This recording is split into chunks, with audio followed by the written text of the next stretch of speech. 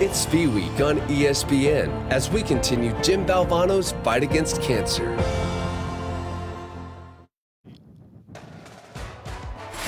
Welcome to ESPN College Football presented by Tide. An anticipated day of celebration in Ames, Iowa, as the most successful senior class in Iowa State history, as the program on the cusp of a historic moment. With the win, the Cyclones will capture their first conference regular season crown since 1912. The building process and taking something and making it special, that's not a short-term fix. We're here for the long haul. Looking deep, double coverage, it's intercepted. I don't think we put any goals and expectations other than can we not be the lacking stock of college football. Kick on the way, no good. Iowa State wins in Austin. We were 3-9. We didn't have a whole lot to sell. These young men believed in us enough to come here and have been an anchor of creating the positive change in our football program. Iowa State ranked 9th, one win away from its first Big 12 championship game appearance, and still a shot at the college football playoff. The Cyclones taking on a dangerous West Virginia team today. I'm Dave Pasch here in Arizona. Mike Golick is in Bristol. And Mike, everything's on the table today. Still a Heisman shot for Breece Hall. Also a chance at the playoff and, of course, the Big 12 championship. And you mentioned it earlier. Let's do a little revisionist history here. 1912, they were co-champs in the Missouri Valley Conference with Nebraska.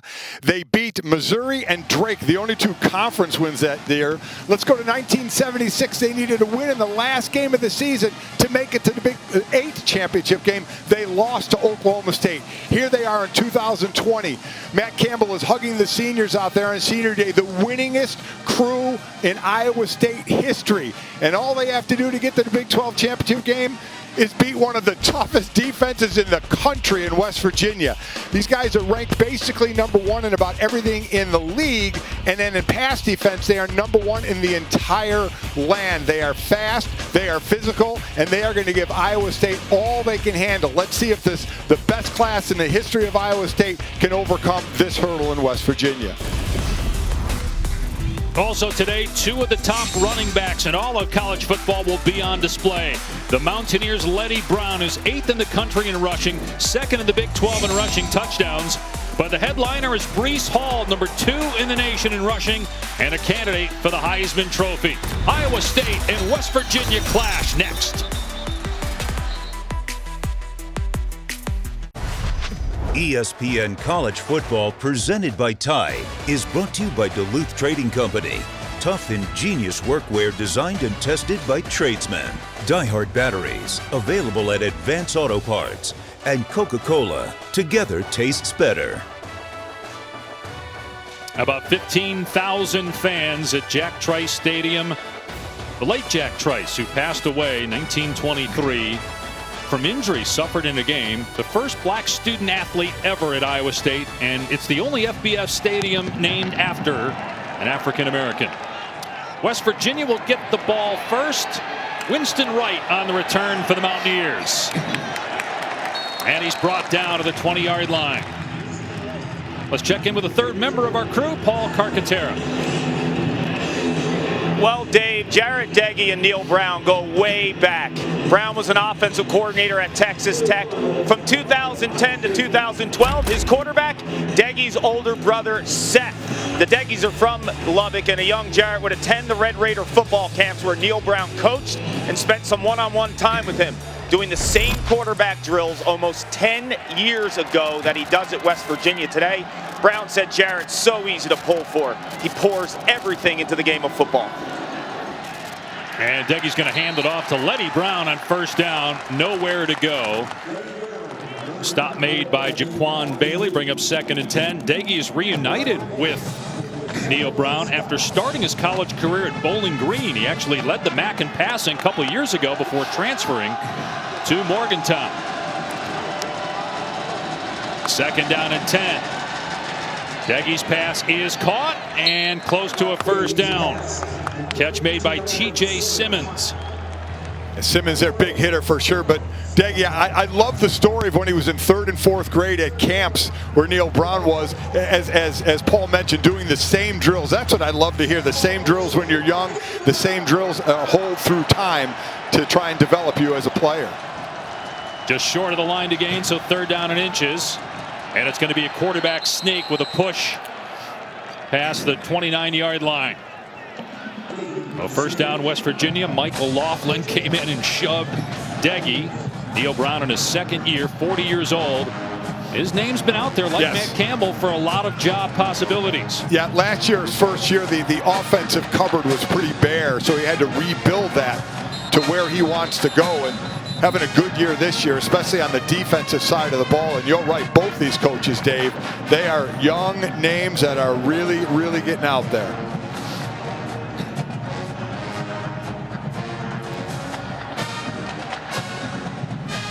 But also, I'd have to say, 2 guys that love building what they're doing right now. I mean, they both sound just ecstatic about where they are and what they are building. Matt Campbell been obviously at Iowa State a little longer and really has built that identity with them. Looked like we had a turf issue there where they were trying to spot the ball. Are they taking care of the grass best they can? Fresh set of downs for West Virginia. 5-3 record. They're perfect at home, 5-0, but they have yet to win a game on the road, but they've been close. Letty Brown off the left side, bounces forward for about 3 yards. Brought down again by Jaquan Bailey, one of those star seniors on that defense for Iowa State. So we can break it down real easy for you. You mentioned their 5 wins. When they win, they average, we're going to show you, they average 210 yards rushing, and when they lose, they average 67 yards rushing. I mean, the difference is startling, so that's one thing to really keep an eye on here. Gain of 3 for Brown, who has more rushing yards this year than he had the last 2 years combined. He's also an excellent receiver out of the backfield. Here's 2nd down and 7. Play action for Deggy on the rollout, and the pass is pulled into Iowa State territory. Sean Ryan, his 17th catch out of Brooklyn, New York, a junior for West Virginia. It's gain of 22. Played in Temple in 2018. Great job. This just takes half the field away. You have a shorter route and a longer route. But you see, Deggy takes the hit, but stays in there to make the throw to a wide open Sean Ryan. Good first drive by West Virginia from the Iowa State 41-yard line. They shift Brown back into the backfield. Go 4 wide here. Deggy's going to give it to Brown off the right side, and he picks up about 4 to the 37-yard line, tripped up by Mike Rose, who is not just the leading tackler for Iowa State, but the #2 tackler in the Big 12. So here you go. I mean, it is, Dave, I don't know if I've seen numbers this startling about what you do in a win and what you do in a loss. And by the way, all losses on the road, as they're on the road right here. So as we will obviously keep you well abreast of the rushing numbers today. Deggy taking a shot downfield. Knocked away, incomplete. Lawrence White made the play. West Virginia has had some drops this year. It's hard to tell if Winston Wright should have pulled that in or if White defensively got a piece of it. Also, the referee threw his hat off. So when the referee throws his hat off, that means the wide receiver stepped out of bounds and then came back inbounds. Now, he also touched the ball first, so I thought that would have been a penalty, but you definitely saw the ref throw his hat.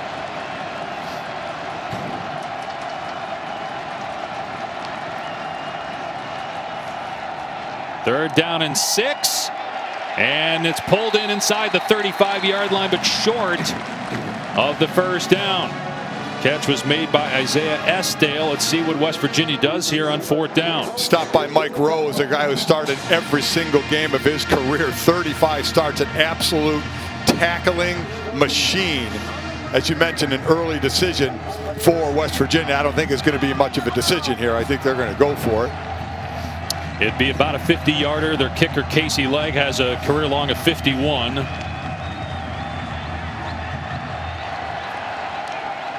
Fourth down and 2. Oh, yeah, that's Letty Brown started leaning forward. started moving. That's going to cost them. Prior to the snap, false start. Offense, number 4. 5-yard penalty. Remains 4th down. He was trying so hard to hold back, and you just see him just tipping forward. He was on his toes just trying to hold back, but unfortunately, you're right out there for everybody to see. So that's going to change the narrative right now. They are 116th in the country in penalties, so that has been a problem for the Mountaineers this year. So they'll punt it, and Tyler Sumter will try to pin Iowa State deep.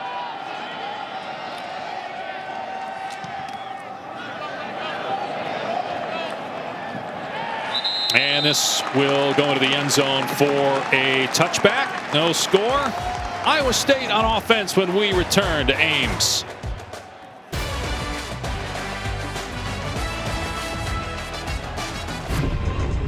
You're watching the Big 12 Conference on ESPN.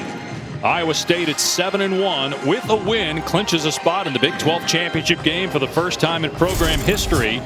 Even with a loss, they're likely to get in. I mean, it'd have to be an incredible series of bad luck for Iowa State somehow not to get in. Question is, who will they play? As you look at Brock Purdy and what he's done this season, junior from Gilbert, Arizona, second team All Big 12 a year ago. Got to hand it off here to Nwangu, who's kind of the heartbeat of that team. Breece Hall's their best player, but Nwangu is their leader, one of those fifth-year guys, part of the program building class for Iowa State. Yeah, what a great group to set the example for the younger players between what this crew did and what Matt Gamble has done with them to set the future. The future certainly looks bright.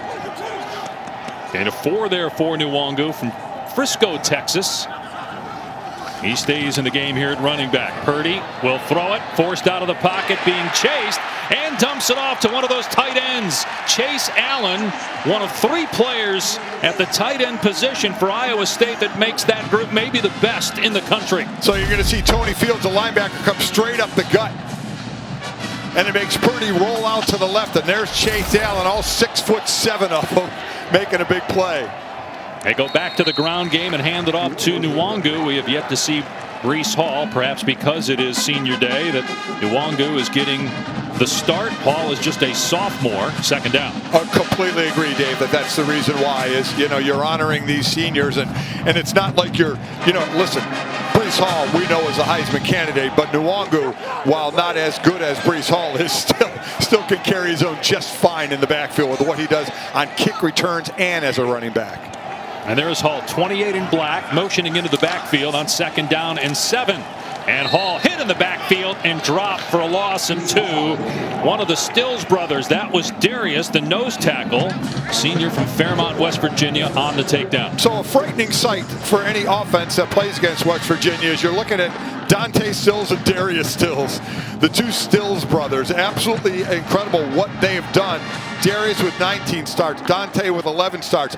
These guys are in the 280-pound range and a little more. They are quick. They love making penetration. They love making plays behind the line of scrimmage. They absolutely wreak havoc. And then Tony Fields cleans up that linebacker behind him. And West Virginia, the #1 pass defense in college football, trying to get off the field here as Purdy keeps it and dives across the 35-yard line for an Iowa State first down. The one thing you just really can't account for, Dave, is when a quarterback takes off on you. You mentioned they're tops in the country in pass defense. They have great coverage here in zone, and then they have to react to the quarterback. Purdy doing just enough to move the sticks. A very, very heads-up play by Brock. He does have 3 rushing touchdowns. Pretty good athlete. Now we have a stoppage. The ruling on the field was a first down. The previous play is under further review.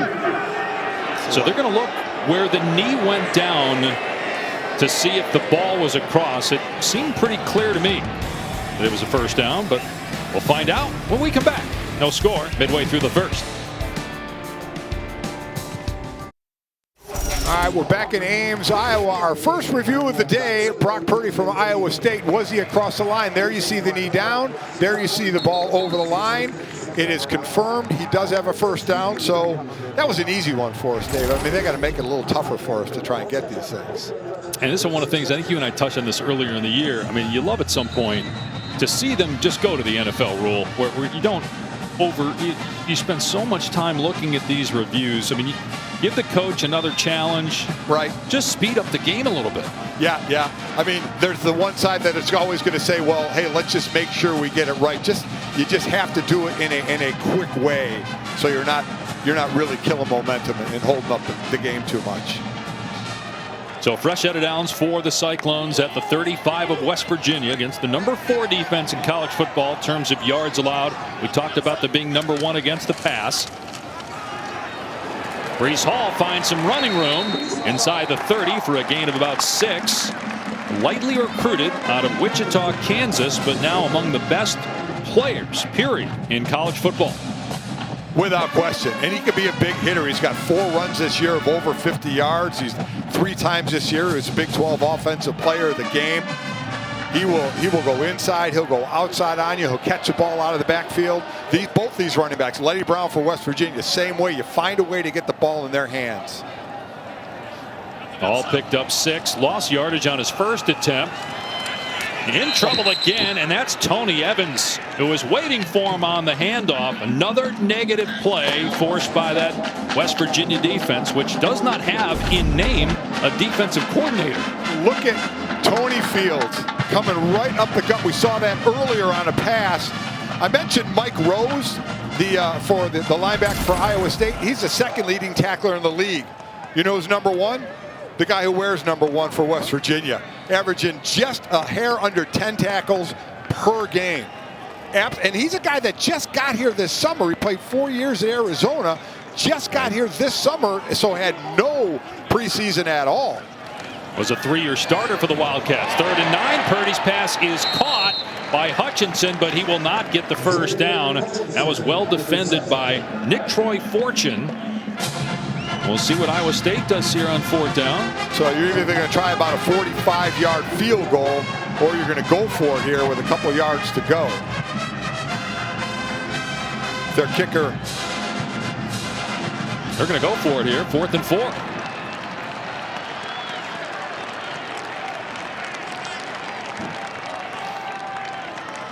Their kicker, Connor Asali, has the leg, but they go for it on 4th down, and Purdy's pass is pulled in at the 23-yard line. That's Allen again, his 2nd catch of the drive to move the sticks.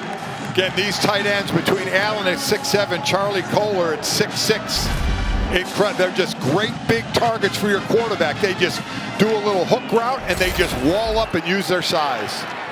They come right back and snap it. There's a flag down. Hall able to get the perimeter inside the 10, heading for the end zone. Touchdown.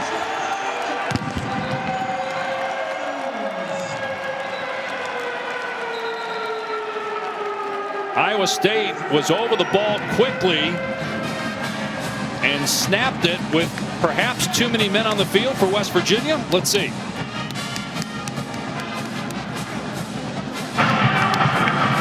Illegal substitution on the defense.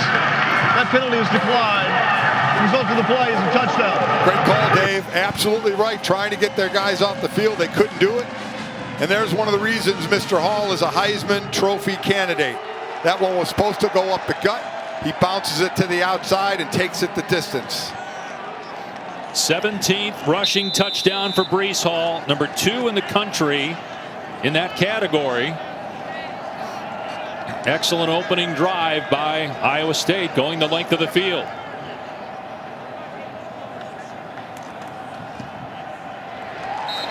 And Asali puts it through, 7-0 Iowa State. So Breece Hall showing first the ability to break a tackle, then the speed to get the corner. And hit pay dirt for the 17th time in 2020.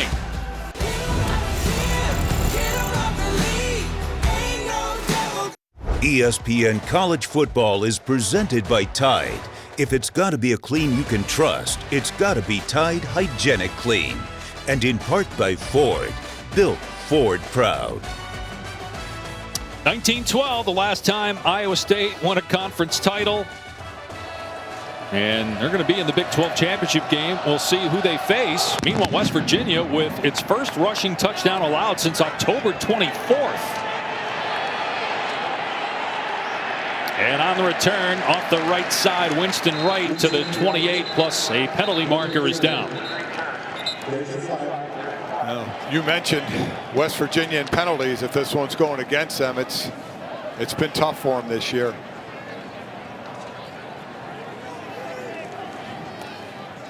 Illegal block in the back. Return team number 15. Penalty is half the distance to the goal. First down, West Virginia. All right, while we have a moment, let's go to the studio and check in with Matt Barry. All right, guys, happy College Football Saturday. Time now for the AT&T countdown to the CFP update. Notre Dame in a little bit of a struggle with Syracuse early. Ian Book here, 28-yard touchdown. Notre Dame would go up 10-7 at that point. And then moments ago, Javon McKinley on the receiving end of the Ian Book touchdown. So a little bit of momentum. 17-7 right now. Irish, the Fighting Golics over Syracuse. And Deggy here on first down, setting up a screen to right, and he is drilled in the backfield and dropped by Anthony Johnson. You know, when it was 7-3 Syracuse, Mike, I was going to say, why didn't we have a friendly wager between the alma maters? But now that Notre Dame's back in command, forget that. I thought maybe you'd take a picture of the scoreboard or something and send it to me. The Fighting Golics against the Fighting Pashas today. What a rough year it's been for Syracuse. Meanwhile, Notre Dame in great shape to get to the college football playoff.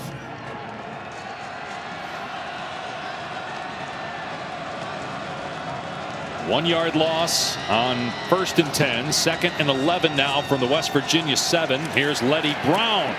Stiff arming, but running out of room.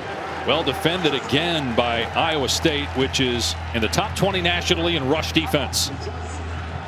Yeah, they're doing well there. Total yards, they're 3rd in the league. They're again a bunch that will get to the ball. They run east and west very, very well.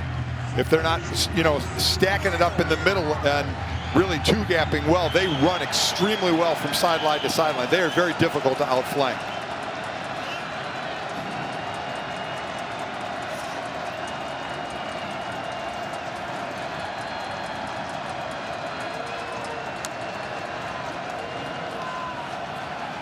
And West Virginia just plays it conservatively, giving it to Letty Brown, but nowhere to go. Pickup of 2.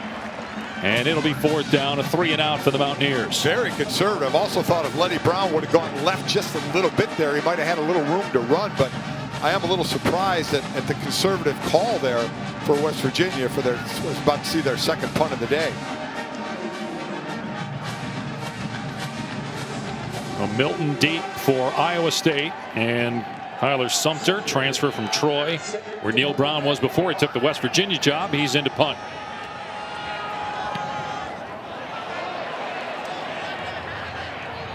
Short kick, and the fair catch made in plus territory for Iowa State. Checking with Paul. Well, Dave, things are rolling in Ames for Matt Campbell and the Cyclones. And when you talk to people around the program, they'll all tell you zero egos in this locker room. And Breece Hall said it best last week after the Texas win. It's a 5-star culture versus 5-star players. And if you look at the recruiting since Matt Campbell arrived, they don't get what recruiting experts say are the best players, but the production can't be denied. And Campbell said to us this week, I think it was so telling, kids don't know how much you know until they know how much you care. And they care here in Ames.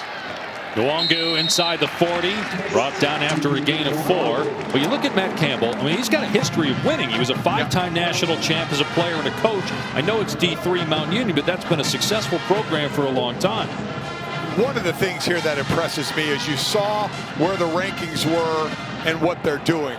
That just screams loudly of coaches developing players. You can certainly look at a ranking system of a high school player as well, but I really look at what this coach and coaching staff has done to develop the players and the attitude. Purdy to throw on 2nd down and 5. Nwongu can't hang on to it out of the backfield. Incomplete. Now, he has changed the culture. And what was interesting, I said, Coach, you're winning now. You know, maybe you're going to start getting those 5 stars. And he said it could be, certainly could be a possibility. But he also said you got to be careful of not reaching for the wrong guy. That can hurt the program if you just get a guy who's ranked really high but may not fit in with what you're trying to do. So there's that balancing act as well, though I'm sure he'd love to be talking to a few more 5 stars. Big 3rd down and 5 here for West Virginia, especially as Purdy takes off again, and for the second time on 3rd down and 5 or longer, Purdy using his legs to move the chains for the Cyclones. And you know, you see why. I mean, again, this defense, #1 in the country in pass defense. So Purdy is obviously seeing good coverage down the field, but what he's also seeing is, heck, I only need 5 yards. Give me 6, get me to the ground, get us moving the chains. Purdy holds at least a share of 24 school records. And he's tied for the school record in terms of wins with 21. Here's Breece Hall running right. Wrapped up at the 29-yard line by Drayshawn Miller. And a little extracurricular activity. And a flag comes soaring in by the Iowa State bench with Tony Fields getting into it. Yeah, Drayshawn Miller, as you said, forced him out there. Tony Fields came in with the tackle right at the help with the tackle right at the end. Then he was on the ground on the sideline. So you see him going down. Let's see what happens here. Guys kind of pushing him away. Oh, and I think they're going to get Iowa State for that. I mean, yeah, they are. He either tripped or had a really good kind of, you know. But didn't it look like Fields was standing over, and you don't know if he's taunting there, but he was standing over the after the play was over. Personal State. foul, unnecessary roughness, number 77 of the offense. That's a 15-yard penalty from the end of the run. The down counts. 2nd down. Let me tell you, Dave, what happens is when a play comes to the sideline like that, especially a physical play where it's a tackle, not just running out of bounds, the guys on the sideline are going to pull the guy with the different colored jersey off, but you got to not push him away like that. Now, do I think Fields did a little bit of acting there? Hey, if he did, you know what? Give him the Oscar because he got 15 yards. And unfortunately there, Mr. Hudson, you're going to be answering for that one for a while. There's one thing to pull a guy off your guy on the sideline, but you make it look like a shove like that, and Tony helped it, and they got the 15. So Purdy will throw it here on 2nd down and 21, and the pass is on the money, caught by Hutchinson inside the 30. Down to about the 26, so on 2nd and 21, they get close to 19 yards. I'll tell you what, offensive coordinator Tom Manning speaks so highly of Hutchinson. This was a young wide receiver group that he had to work with, but Hutchinson comes in as the number 6 rated junior college wide receiver, gives him a little bit of veteran leadership, a little bit more knowledge, a guy to come in to help the younger crew out there off the field as well as on the field, and said he's been fantastic throughout the year.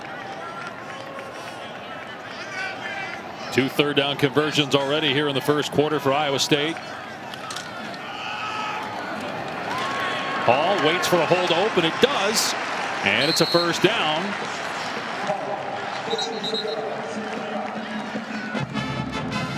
Excellent push on that line, especially by number 75, Sean Foster, the left tackle. Watch him just keep driving right there, number 75. Just watch him keep driving on the play.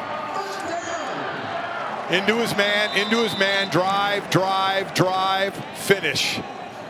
It's a beautiful finish. Good job by the whole O-line there, but really nice drive there by Mr. Foster. From the West Virginia 22, Nwangu is back in the game at running back. He'll get the carry here. And he bursts through a hole. Down to the 15 and close to a 1st down. Tackle made by Miller. Nwangu, who had just 40 carries all season long coming in, making the most of his attempts today. Boy, they're just getting hat on hat right now, doing a great job. Jared Russ, 43, one of the other tight ends, because Dylan Sainer is out, leading the way on that one. A gain of 9. Iowa State number 2 in the conference in rushing, close to 200 yards per game. Flat out control the line of scrimmage right now, Dave. Yep, against an excellent West Virginia defense. Nwangu hit from behind and spun down. We'll see where they mark it. Close to a 1st down. Tackle made by Mandarius Cowan. A good job by Cowan coming from the outside there and making the tackle. See where this ends up. Got a yard there, so 3rd and 1, but it's going to end the 1st quarter, so they get to jog all the way to the other end of the field. I always hated that. So far. You probably didn't hate it as much when you're in great shape playing. Maybe that's true. That's true. Later in life, I understand why you might have a problem with that. End of 1, in Ames on a potential historic day for Iowa State, trying to win the Big 12 outright for the first time ever. And Breece Hall, a huge reason why. So, Oklahoma State falls to TCU. Iowa State is officially now in the Big 12 championship game for the first time ever. You got Oklahoma State and Texas at 5-3. Oklahoma's 5-2. Already had wins over Oklahoma State and Texas. They play Baylor tonight. And then they play West Virginia in Morgantown next week. So, hey, if West Virginia wins this game, they're still in the hunt to play Iowa State in the championship game. Meanwhile, 3rd and 1 for the Cyclones inside the Mountaineer 15-yard line. And Breece Hall able to get the first down inside the 10. Okay. First and foremost, I don't understand what you just said at all. And I'm not going to try and understand it. I'm only good at simple math, not these different permutations. Second of all, I know you can't do it in today's game, though there aren't a lot of fans there. Don't tell Iowa State that they're already in. You know, because listen, now it may not be a high percentage right now at all, but they're still looking at the possibility of a playoff given what might happen in front of them, and that certainly wouldn't happen with a lot. It may not happen anyway, but certainly a better chance with 2 losses than 3, so let's let them finish this one out. Yeah, no chance with 3. No. A chance with 2. Play action, Purdy into the end zone, incomplete. He was going for Chase Allen. 2nd and goal for Iowa State. Alonzo Adai on the coverage there. Nice coverage. Adai at 5'11" and Chase Allen at 6'7". You want to talk about a little bit of a mismatch. Chase Allen looked like, and he had the reach there. He had his arms up for it. Maybe jumped just a little soon for the ball. But, I mean, that's what Purdy's going to do. I mean, we have it for you, and we'll show you the list of size of the receivers that Brock Purdy has to throw to is incredible. Yeah, all 3 tight ends are 6'6" or taller. We got a timeout of the field here. Early 2nd quarter in Ames. Iowa State's in the Big 12 championship game.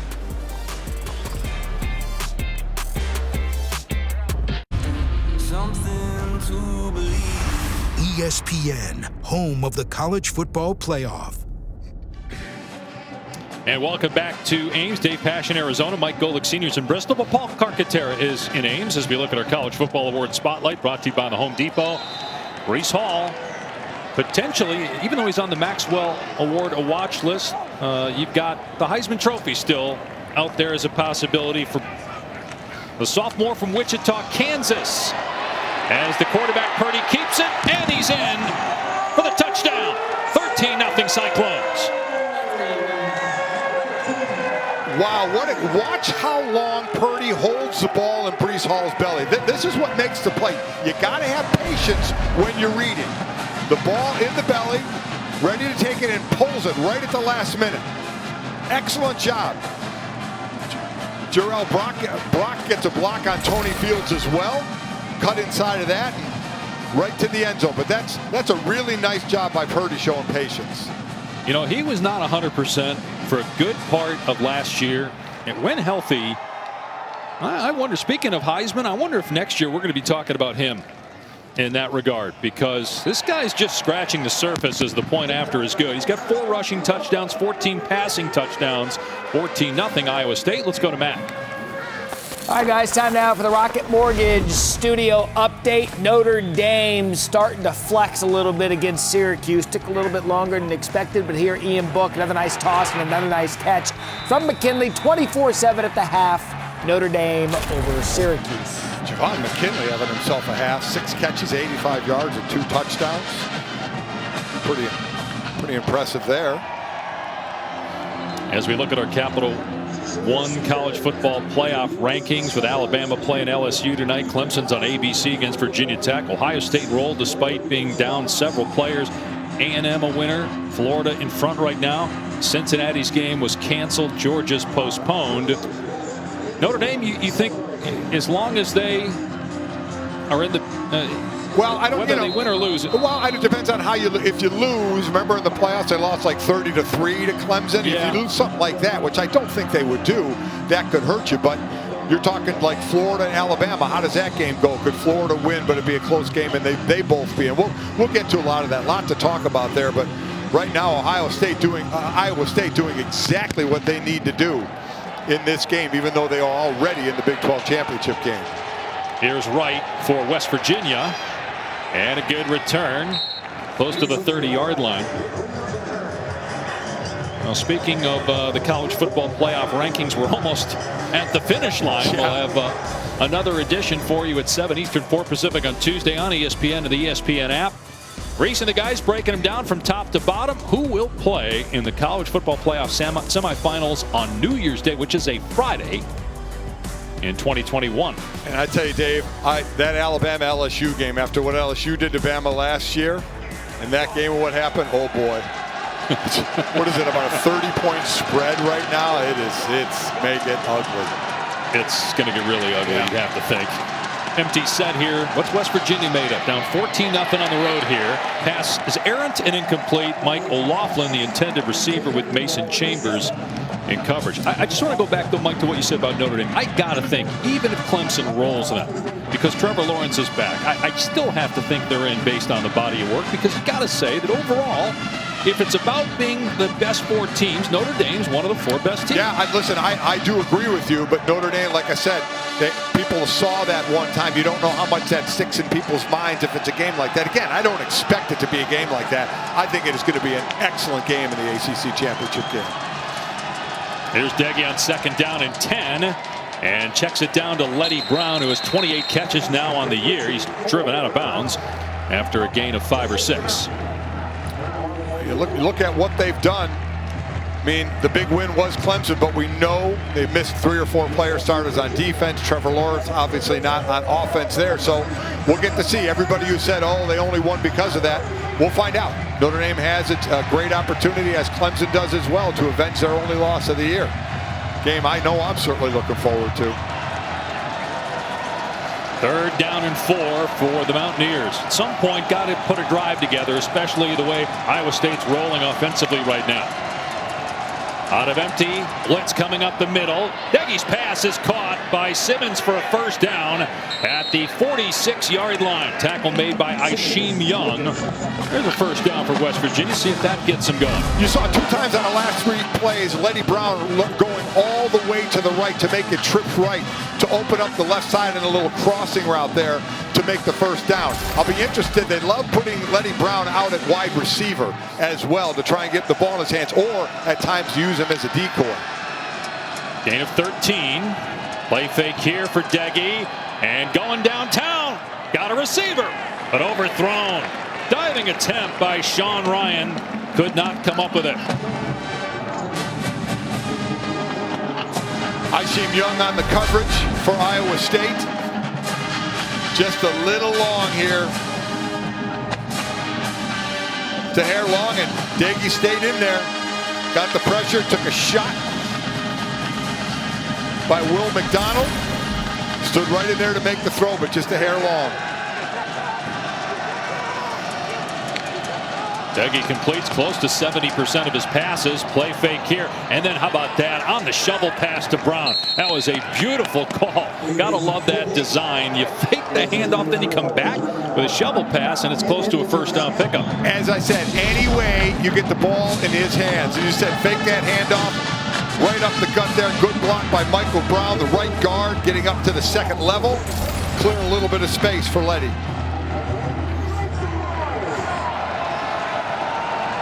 Best drive of the day by far, but they got to pick up this 1st down, 3rd and inches here. And Deggy again getting the push from McLaughlin. That's the 2nd time we've seen the tight end come in and shove the backside of the quarterback. Can I just say, I hated that they changed that rule, because you weren't allowed to push the quarterback, and then so you try and fake it, and now they let you do it. So it's just so apparent. I mean, it's just so right out there. Hey, we're going to shove the quarterback. If that sounds like a frustrated defensive player, it's because it is. Yeah. But the old, you can push, but you can't pull. Yeah, I mean, seriously. And quite honestly, if the guy was pulling him, they probably wouldn't throw a flag either. You can do whatever you want to help the guy. Now that's definitely spoken like a defensive line. Yeah. Letty Brown stood up after maybe a gain of 2 with Chambers on the initial hit, along with Greg Iceworth, who's making his 31st consecutive start. Again, Lenny Brown, 500-yard games this season, 8th in the nation with just under 900 yards receiving. And again, you'll see him as a receiver. He has 27 receptions. Junior out of Philly. I mean, just one of those guys. And these are the running backs of today. In the backfield, in the slot, as a wide receiver. Find different ways to line him up, get the matchups you want as you see him motion out to the left.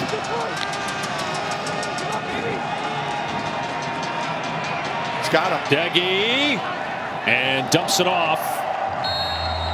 Fighting for yardage is Esdale. Second catch on the day, 9th on the year. He'll come up about 4 yards shy of the line to gain. Another third down here for WVU. Okay, good play. Got some yards, some positive yards here, but this is one he had some time. Look at Lenny Brown up at the top. You're going to see him. He's going to be wide open. They back off. He is standing there wide open. Now, again, good positive play there, and they do get the first down still anyway. It's Simmons on the catch inside the 30. So fresh set of downs for West Virginia. Perfect on third down on this possession. Dave, West Virginia really needed this because offensively, Iowa State is really controlling the line of scrimmage and will be very content at short passes and running the ball. West Virginia needed a drive like this, got to get some points on the board.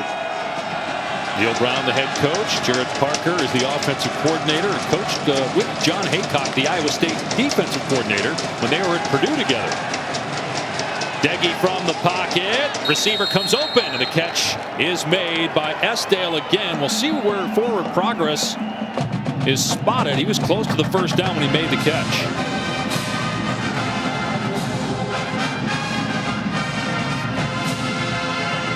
You're going to call right now 2nd and 1, which still opens the door for so many options. West Virginia team that losses at Oklahoma State, at Texas Tech, on a fumble return for a touchdown late by the Red Raiders. Had a chance to win the Texas game and could not. Lenny Brown is brought down. Looks like he's short. Eisworth on the stop. So another third down here for West Virginia. Yeah, you want to play football? You get collisions, man. Michael Laughlin, 87, picking up Mike Rose, the linebacker for Iowa State on the blitz. That was a collision at the line of scrimmage. Watch 87 coming over. Boom, there is a nice collision, a nice job. Rose tries to hang on. Still they're a half-yard short. See if McLaughlin, as soon as you see him motion into the backfield behind the quarterback, you know it's coming. Oh, here we go. Here we go. There it is. There we go. Yeah. And the quarterback sneak works again. You know, you wonder if, you know, the slow start by West Virginia, you wonder if it's just because they haven't played a game since November 14th. Yeah, they won that game against TCU. They did have a bye, and then the game with Oklahoma got postponed because of COVID. Right. So they played 5 weeks in a row, had the bye, and then had the postponements. And as Coach Brown talked about, it's tough to, you know, you're practicing to play, and then you're not playing. Where if you knew you were just practicing and not playing, you could get some young guys some experience and such. But just like this year has been, you just don't know what's going to happen. Deggy to the air on first down. Gets hit. And some contact downfield as well as Esdale got tangled up with Anthony Johnson. Perhaps they're going to say that it was uncatchable. It was Wazarike who had the lick on the quarterback, Jared Deggy. They're starting to get a little bit of pressure on Deggy. They have, Iowa State defense does have 24 sacks this year. But again, sacks is just the number. If you get pressure and can force a bad throw, that, believe me, that's just as good. 14th play of the drive for West Virginia. In the red zone on 2nd and 10. And a penalty marker is down. There was some movement. Movement again. Before the snap, ball start. Offense, number 55. 5-yard penalty. Still 2nd down. Wow. Absolutely crushing. The guilty man was Parker Moore, so it'll be 2nd down and 15. Now they're outside the 20-yard line. I mean, just these issues that they've had in the wrong time. You know, there are some penalties that are more acceptable than others. But as you see there, 121st in FBS, 80 yards, basically 78 yards a game in penalties. And what a horrible time for that.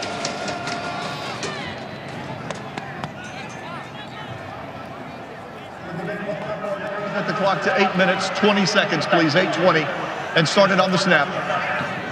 Because there was technically never a play. It was a dead ball foul.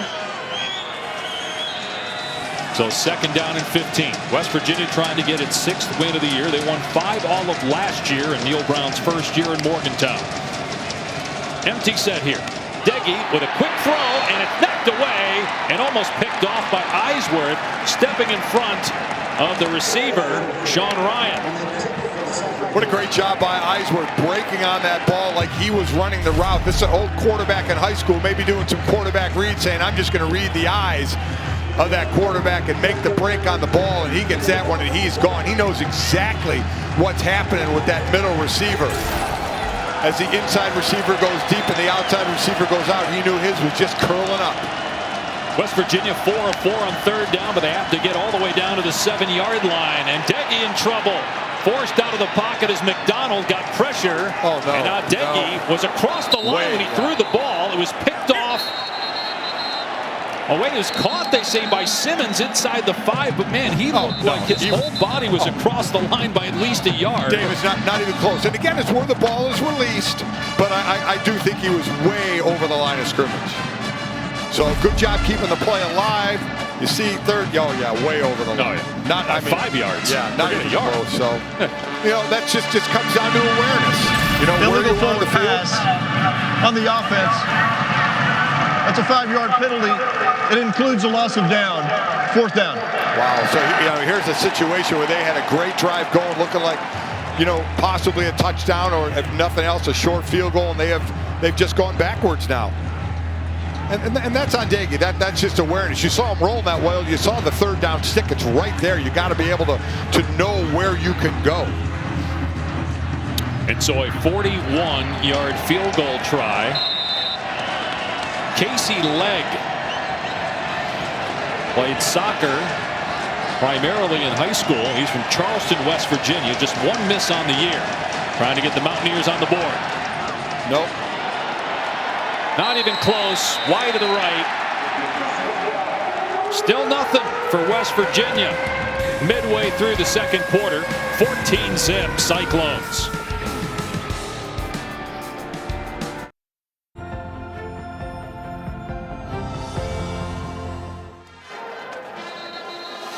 Janine Floyd, according to her son Darius Stills, is fearless. Janine was diagnosed in 2016 with breast cancer, and her ability to fight was an inspiration to Darius and his brother Dante, who at the time were scared teenagers. When the two were in high school, Darius told me his mom would travel in between radiation treatments so the boys could attend football camps just to be recruited. And she never, ever missed their games. Today, the good news, she's cancer-free and her son's biggest cheerleaders. Darius said she is the sweetest woman you could meet. You just don't want her to get mad. She's tough as nails. All right, Paul, good story. Purdy completes it, 1st down. Hutchinson on the catch. The Stills brothers also have a younger brother, Deshaun, and their father, Gary, was a great player at West Virginia. Played in the NFL as well for about a decade. Purdy, off play action, quick throw to the sideline. And catch is made by Sean Shaw. During these challenging times, ESPN and the V Foundation's fight against cancer has not stopped. If you're able, please support cancer research by visiting v.org/donate. 100% of what you give goes to cancer research. You look at these Stills brothers, between the two of them, 23.5 sacks and 51 tackles for losses in their careers. Pretty impressive what they do on that D-line. Darius is a senior, Dante a junior. Of course, they could come back, so could anybody else. As Hall is able to burst through a hole and get the 1st down up near midfield. Boy, Iowa State is ripping through that West Virginia defense right now. Great patience here. Charlie Kohler, 88 on the block. Look at him just wait for the block. He waits for Kohler to get in front of him to wall his man off to the outside so he can cut back to the inside. Here's a guy, so Kohler, one of the top tight ends in the country, used to be a blocker there for, and blocking for a without question, true Heisman Trophy candidate this year with what Breece Hall has done. You got Nwangu in the backfield on this play, near midfield.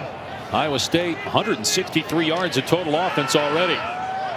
As Purdy throws over the middle, incomplete.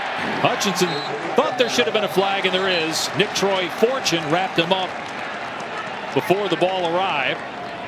Fortune, a first-year starter. Did start a couple games last year, but first time as a full-time starter. The #1 pass defense in the country coming in. Defense, number 11. Ball will be placed at the spot of the foul. And an automatic first down. And you know, you saw 5 penalties. Yeah, you saw him putting his hands on his chest like it was on him. He did. He had contact the whole way there. That was really an easy call. And as you mentioned, top pass defense in the country, though, struggle there, and they're struggling again with penalties. Yep, 5. Iowa State will run Nwangu, and he's driven to the ground, but it's after a gain of 5 or 6. True freshman Akeem Messidor on the stop. So we're already seeing the rushing attack being very, very productive here. We've talked about the tight ends blocking. Let's give some love to the offensive line. They're on the Joe Moore midseason honor roll for this Iowa State offensive line. An award for the big guys that never get a whole lot of acknowledgement. This Joe Moore Award is a 350-pound trophy with 5 linemen on it that every old lineman in the country would love to have. Purdy with time. Everybody covered, so Purdy leaving the pocket. And his pass is caught by Hutchinson inbounds for a first down. Let's go to the studio and Matt. All right, guys, Capital One fan vote update with the uncertainty surrounding Ohio State and Michigan. Every game big now for Indiana. Remember, Jack Tuttle in for Michael Penix Jr. Touchdown. Peyton Hendershot. Indiana up 7-0 over Wisconsin. Boy, what a shame there, Dave. Penix being lost for Indiana, the year they been having. And you know, again, just as we heard there, we don't know what's going to go on with Ohio State. It's just a shame they lost their quarterback. First down for Iowa State on the West Virginia 26. Hall trying to find a hole, breaks it to the outside, and tackled after a gain of 2 by Alonzo Adai. Barry Alvarez, the Wisconsin athletic director, said today, look, if Ohio State Michigan's canceled, we're going to revisit the requirements to play in the Big Ten Championship. I got to think if that game doesn't happen, they're going to find a way to not penalize Ohio State. Well, they are. I mean, listen, they want a team from their conference in the Final Four. You know, right now, Ohio State with just 4 games, if you don't get to that 6th, they wouldn't be eligible for the Big Ten Championship. I could easily, I don't think there's any doubt they're going to change that rule if they get in that situation.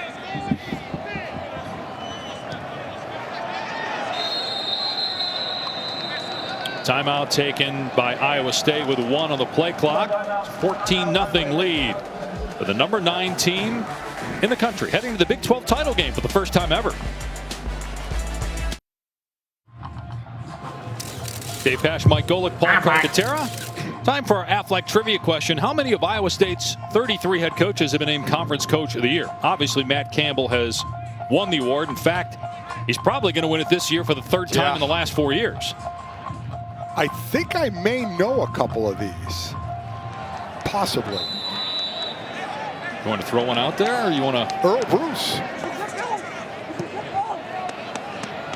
2nd down and 8 inside the 25 of West Virginia. Hall on the carry, wrapped up, hog tied. Stills brothers. Stills brothers. Here we go. Brothers meeting at the running back.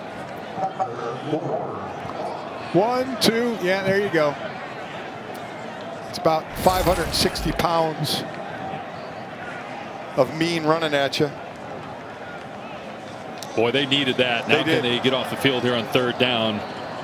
Iowa State, you know, you always wonder with a team that likely is in the championship, you know, would there be a letdown, but also playing with the expectations as Purdy throws it deep here, back shoulder, and it's caught inside the 5. Sean Shaw on the catch, but man, what a throw by Purdy.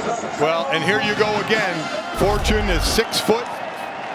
Sean Shaw is 6'6", and look at the throw, outside shoulder to the out of bounds. Perfect spot for your big guy to go and get it. They'll go back. Purdy keeping it into the end zone for the touchdown, his 2nd rushing score of the first half. A penalty marker is down.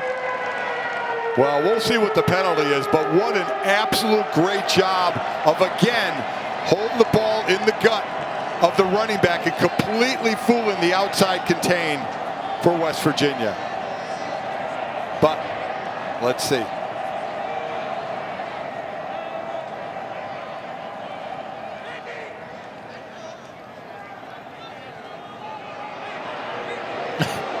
They're antsy in Ames. They want to know, do we get a touchdown or is it coming back? Holding. Offense, number 2. That's a 10-yard penalty from the spot of the foul. Still first down. All right, so that's on Sean Shaw. Just made the catch on the previous play. Okay, look at the top, number 2. See here with the hands to the outside. And that's the problem. As soon as the defender starts to make a move and you hang on to that, that's exactly what the ref is going to see with your hands outside like that. If you can get your hands inside the breastplate there of the shoulder pads, you can actually get away with it a little better. If that's what you're trying to do.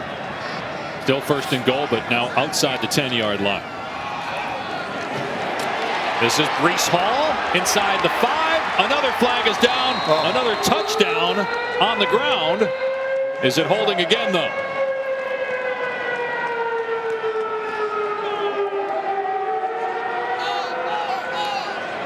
Just look what they're doing to West Virginia's defense here today, though. Personal foul, face mask, offense number 88. Wow. That's a 15-yard penalty from the previous spot. Still first down. And I was just about to talk up Kohler and what a great block he had there along with the offensive line on that left side especially.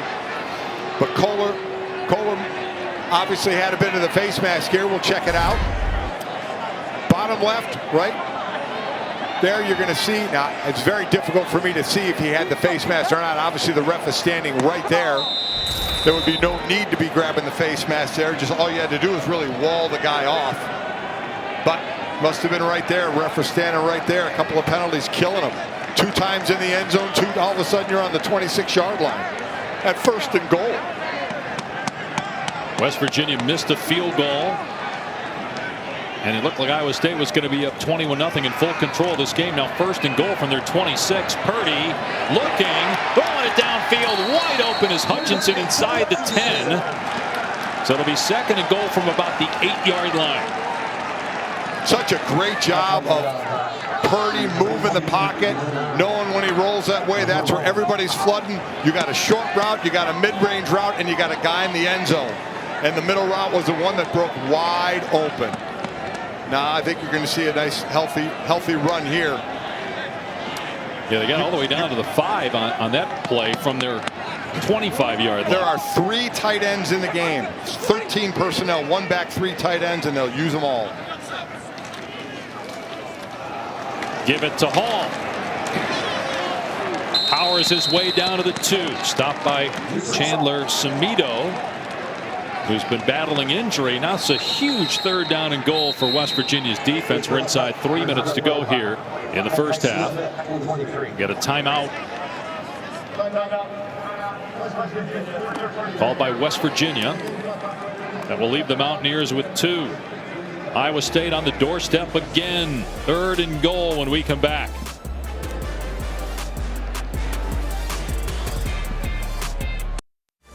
Tonight on ABC from Blacksburg, Trevor Lawrence and number 3 Clemson taking on Virginia Tech with their coverage starting at 7:30 on ABC and the ESPN app. Clemson number 3 in the college football playoff rankings. Iowa State is number 9. 2 losses on the year for the Cyclones. One of those was week 1 against number 25 Louisiana, which beat App State last night. Third down and goal from the 2-yard line. Looking to go up 21-0 here. Purdy on the rollout, wide open. The catch is made for the touchdown by Landon Akers.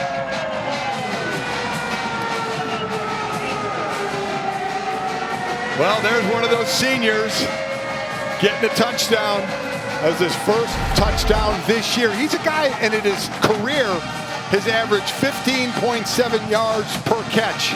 I bet this short one never felt so good. Look at that. You got to love that. I mean, when you're sending the seniors off and you can have a celebration like that, that's just awesome, man. That's what it's all about. And he's a 6th-year senior. Yeah.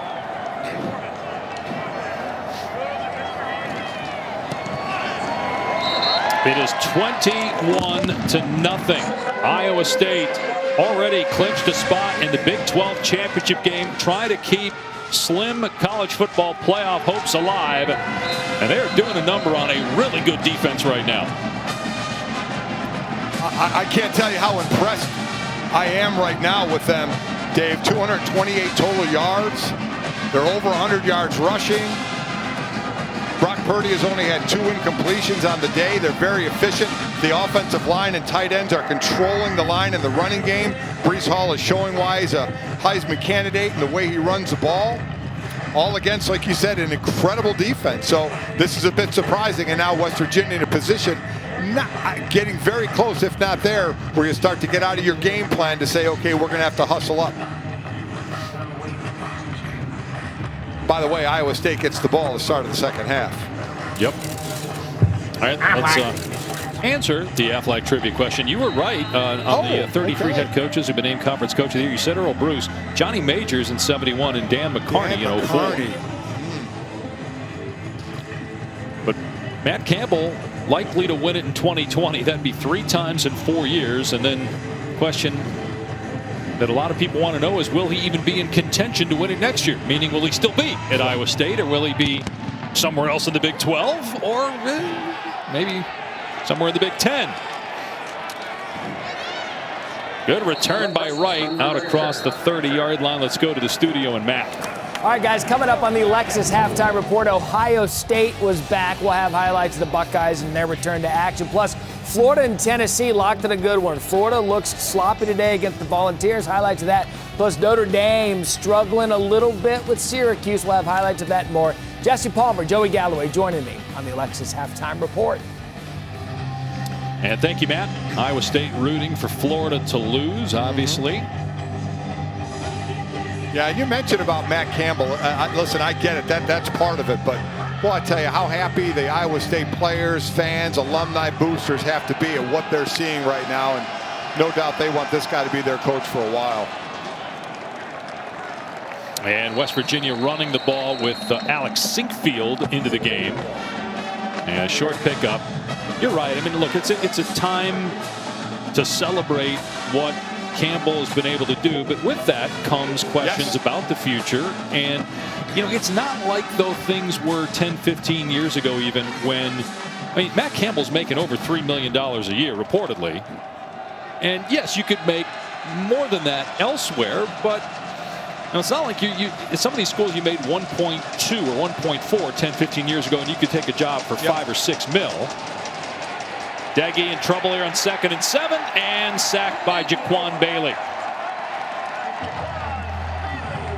There's just not as big of a discrepancy in terms of coaching salaries like we used to have. What a play here. Will McDonald first calls it at the top, number 9. He's the one that makes Deggy pull it down and have to try and run away. So he starts it, and then Bailey finishes it. It's his 7th sack on the year, and that was a little teamwork there. That's when you go over and say, thanks, Will. Appreciate you making the quarterback pull it down a little bit. Bailey making his 47th career start. 5th-year senior, 2-time All-Big 12. A timeout called here with a couple on the play clock. 3rd down and 11 coming up. West Virginia will have 1 timeout remaining.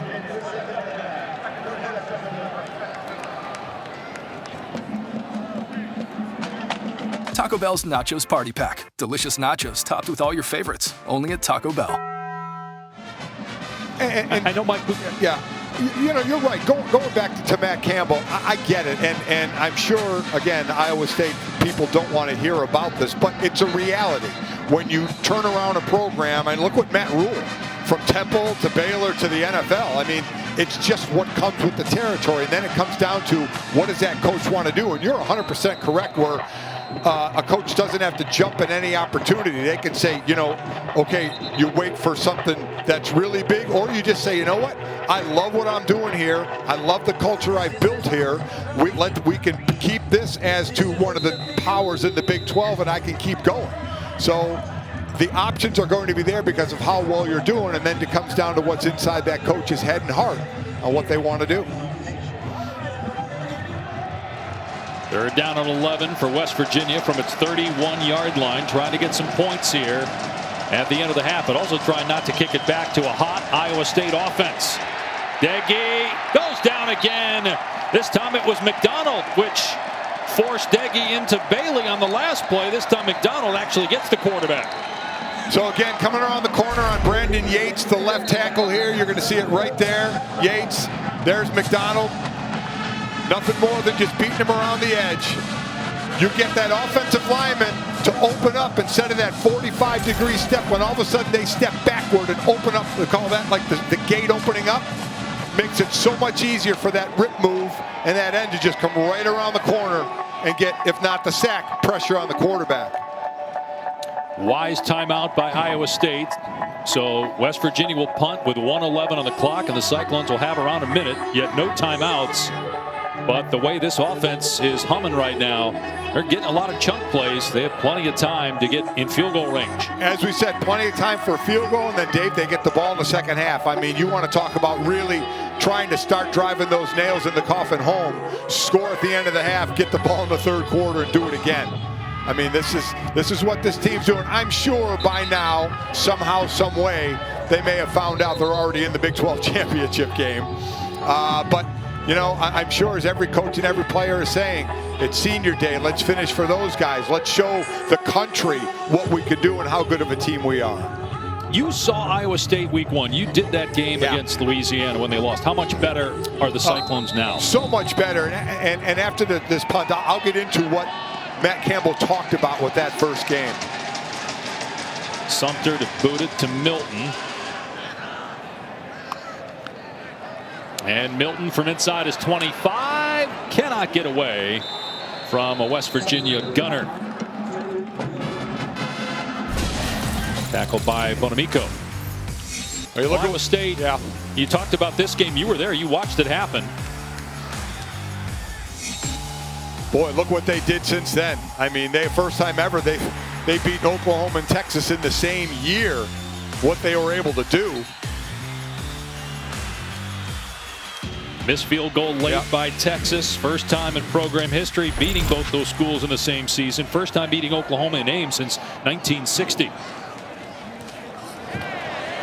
Purdy gets rid of it right before he gets drilled, but not much there for Breece Hall, and tackled inbounds. They don't have a timeout. And you know, Matt Campbell wasn't going to make excuses about that first game. He said, you know, in a game like that, no fans. First game, he felt like it was a scrimmage with no fans. He talked about having to dictate their own momentum. It was a tough environment. But again, he wasn't using it as an excuse. He said Louisiana just did it better and handled everything better than we did that day. Without question, because there was so much talk. I know I talked up Brock Purdy from the year before on the year he was going to have, and they looked anything but like what they looked like today in that first game. So it looks like Iowa State here taking all this time off the clock and just handing it off to Nwangu. Matt Campbell feels pretty good about a 21-0 lead. He'd rather not take a chance of turning it over deep in his own territory and just run out the half here. Yeah, especially when you know you're getting the ball in the second half. Exactly. That was impressive. Iowa State in the Big 12 title game. Opponent not known yet.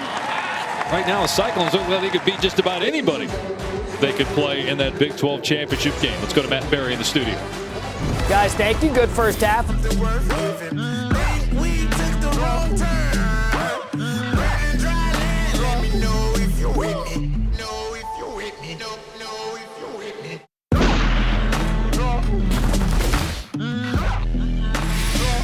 Welcome back to ESPN College Football presented by Tide. From Ames, Iowa, the 9th-ranked Cyclones of Iowa State leading West Virginia 21-0 as we get ready to start the second half. I'm Dave Pasch in Arizona. Mike Golick is in Bristol. Paul Carcaterra is on site.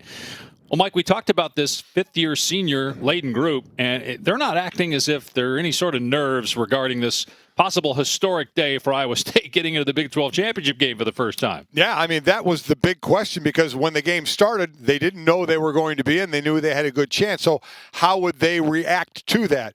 And, well, all they've done is shown dominant defense, holding West Virginia just 101 total yards. And offensively, incredibly efficient between the run and the pass and the blocking of the O-line. They are in complete control of this game, and they are basically taking West Virginia out of their game plan right now. Yeah, West Virginia 4th in total defense, giving up 274 yards a game. Iowa State with 236 already. Brock Purdy only 2 incompletions. One of those was a drop, and we're going to see Purdy here momentarily. Nwangu on the kick return. And he's thrown down at the 22-yard line. Here's Paul. Well, Dave, I just caught up with Neil Brown, and he is discouraged, obviously, not being able to put any points up offensively. He said on that side of the ball, they have to stretch Iowa State because Iowa State's been so good in the trenches and tackling really well. Defensively, though, he feels like they're just getting owned at the line of scrimmage. He said his front is getting whooped right now, and they really need to step up and match the physicality of Iowa State. And Mike, I know that you've been impressed all game long with the boys in black. They're controlling it, man. Those who control the line normally control the game. Purdy fires to Hutchinson, knocked out of bounds after a gain of 9 by Drayshawn Miller. And to Paul's point about that defensive line getting owned, that's remarkable considering how fresh they are. They haven't played a game in 3 weeks. I'm surprised. And again, just what they've done all year, they've been playing really well. This has been a very tough, fast, aggressive defense all year long. And this one, they're just, listen, I mean, it's a position I played on the D-line. It's you against another guy, you know, for 70, 80 snaps. And right now it's going Iowa State's way. Breece Hall, and he's driven down, did not get the first down. Good pursuit to the football by Tony Fields and Akeem Messidor. That looked a lot more like the West Virginia defense we've seen most of the year, third down. Well, that did. We've talked about Tony Fields, the leading tackler in the Big 12, just under 10 a game. And you talk about the future with West Virginia, Akeem Messidor, a true freshman. At 6'2", 268 pounds, they absolutely love this kid and say he's just basically playing on pure ability right now, where Fields has been, as we mentioned, years starting at Arizona. A lot of veteran leadership in him. Iowa State is 6 of 7 on third down, Mike. 3rd and 1 here for the Cyclones. West Virginia stacking the box. Hall, very patient, finds the hole and appears to have a first down. We got one ref coming in that had the first down. Another ref coming in had it before the yellow line. So, again, because we're not there and we can't see what's going on all the time, I don't know which ref they gave it to spot. Because one was definitely coming up past the line, the other before the line. But short, 4th down. So the one ref coming up before the line, that's obviously who they gave the ball to spot. Well, they can review this with respect to the first down, but they're going to punt it. Sinkfield is deep. First punt today forced by West Virginia's defense. Sinkfield on the run. Makes a man miss at the 40. Dropped at the 42, but that's pretty good starting field position for West Virginia. Gary Vaughn on the stop there at special teams for Iowa State. See, he was looking good today, brought to you by DXL. Well, what this Iowa State defense has done to the running game, and then having 2 sacks today, one by Taquan Bailey, the other by Will McDonald. I mean, they have been fantastic on defense. And remember what we said at the beginning of the game. In their wins, 210 yards rushing. Their losses, 67. Today, just 13 yards rushing on 14 carries. They have just absolutely been stoned. And they've done nothing on first down today. Off play action here, though, they get about 6 yards as the catch is made by Sean Ryan. They're averaging about 2 yards per first down play coming in. So again, we look at these, and it's going to get now, I mean, they're down 21-0. So you'll see if they start to pass a little more. But if they're able to do that and back off the defense a bit, maybe they can keep that running game going. Right now, you have an empty backfield, though. All it takes is one scoring drive here, and they're back in the ballgame. So they go out of the pistol here on 2nd and 3. That's Winston Wright in motion. They fake it to him. And Deggy on the rollout. It's caught by Ryan at the Iowa State 40-yard line for a first down. What a great catch by Ryan. Again, another one of these rollouts where you have the short route and the medium route. Watch Ryan as he's getting hit. They're trying to hit him out of bounds. He gets that foot down, that left foot down, just in time, as Datron Young is trying to drive him out of bounds. Well done. West Virginia down 2 wide receivers today. Ford Wheaton and Sam James not available for this game, so Esdale and Ryan getting a lot of targets. As Deggy throws it downfield, single coverage on a jump ball, incomplete. Winston Wright could not get free of Greg Eisworth in the secondary. It'll be second down and 10. And you know, so I'm glad there was no flag there. There shouldn't have been. Both guys looking at the ball. Both guys with hands on each other trying to get the ball. Just a good play defensively all the way around. Now second and 10. West Virginia plays Oklahoma next week in Morgantown. That game was supposed to be played last week, but postponed due to COVID. West Virginia had a bye week November 21st, so they have not played since beating TCU November 14th. Second down and 10. Deggy from the pocket. Incomplete. Thrown in traffic. Sam Brown, a true freshman, the intended target. Third down and 10. There was pressure that time by Jaquan Bailey. And you're getting the pressure on the outside, so he's having that internal clock in Deggy's head has to be going, knowing that's where the pressure's coming from. The outside rushers between Will McDonald and Bailey have been the two guys that have really been able to turn the corner, so that clock has to be working in Deggy's head. Deggy's brother Seth played at Texas Tech. Jarrett's dad, a longtime high school coach. Third down and 10. And the junior quarterback from Lubbock dumps it off here to Letty Brown. Stiff arm by Brown. Knocked out of bounds, close to the first down. No, he ended May have stepped out when he caught the ball. Yeah, well, he did. When he stiff armed Eisworth, he did a nice job with it, but after he did it, he ended up stepping out of bounds as it made him go a little wider. You'll see the left foot right there, out of bounds. Good 7 yards now short of the first down, 6 yards. And West Virginia will go for it. Do you agree with this decision here? Absolutely. Absolutely. 37-yard line, yes, without question. Going in. Down 21-0. Yep.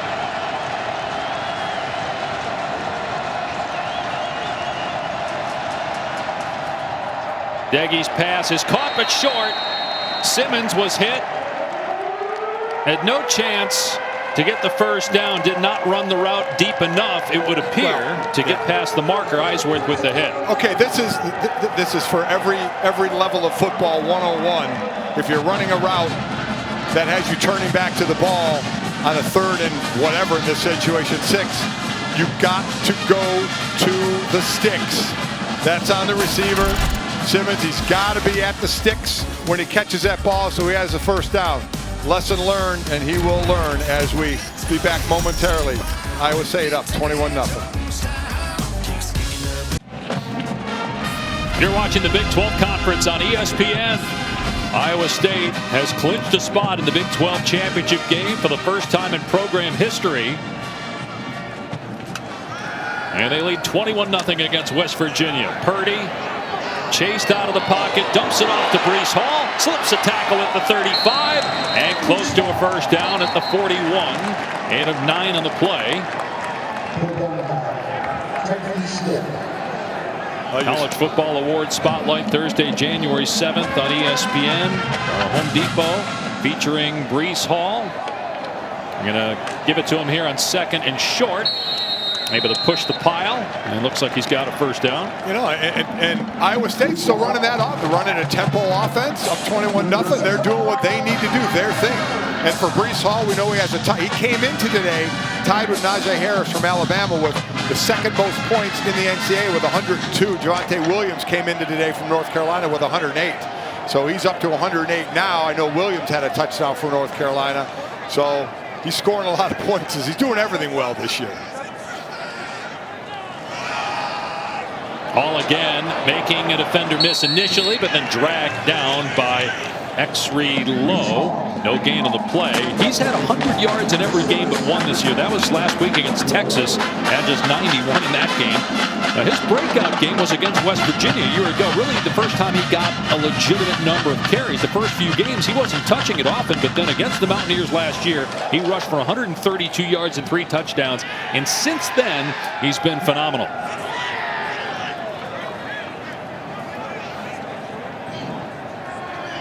Came in number 2 in the country. Penalty marker down in rushing yards. Prior to the snap, False start. Offense, number 72. 5-yard penalty, still second down.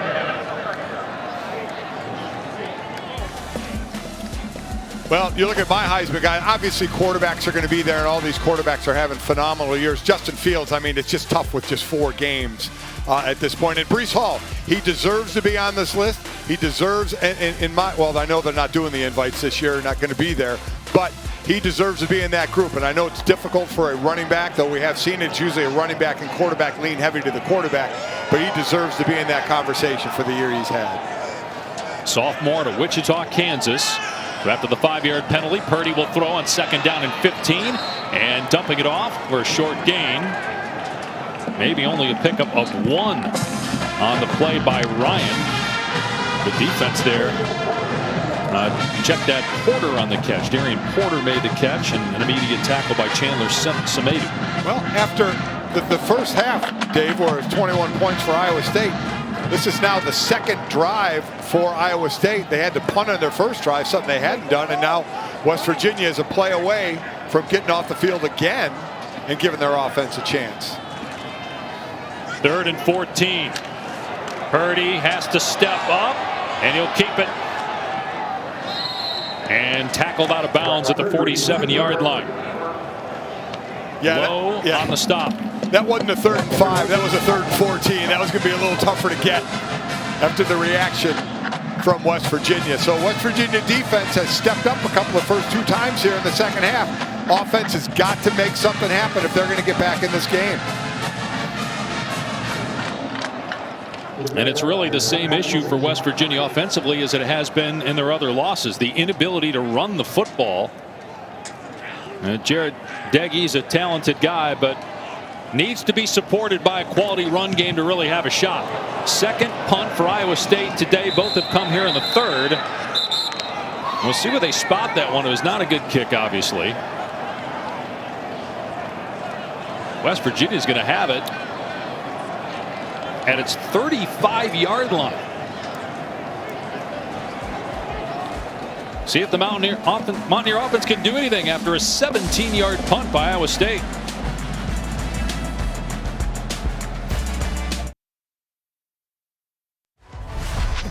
ESPN College Football is presented by Tide.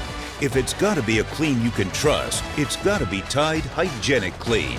And in part by Duluth Trading Company.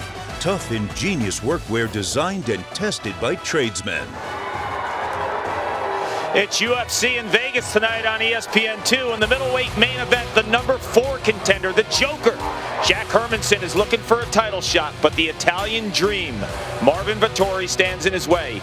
Prelims start at 7 p.m. Eastern with a main card on 10. ESPN2, ESPN Deportes, and the ESPN2 app. Thank you, Paul. Play action, and Deggy pitching it. Letty Brown, he lost yardage. Not the way you want to start a drive. Let's go back to Paul. I'll tell you one guy that I would love to see in the octagon, if I had my pick of anyone on this field, to be linebacker Mike Rose. This kid's compete level is off the charts. And Tyson Veit, the linebackers coach, went to recruit Mike Rose in Ohio. He was a Ball State commit. He said he never saw a player play so hard on the field. Every single play, 110%. The long hair, he's jacked. This guy's made for the octagon, Mike Golick. I love that, because I'm not stepping in the octagon. Love to go watch him. Here's Sean Ryan with a head of steam, picks up the 1st down. Well, Mike Rose, he's the guy, when you look at that Iowa State team, he's a big reason why they're here. I mean, just a guy that wasn't highly recruited, but has become a big-time player. 36 consecutive starts now. Well, Matt Campbell said about him, I don't think there's anyone playing better in our sport right now. Said every time we'd call him during quarantine, he was working out.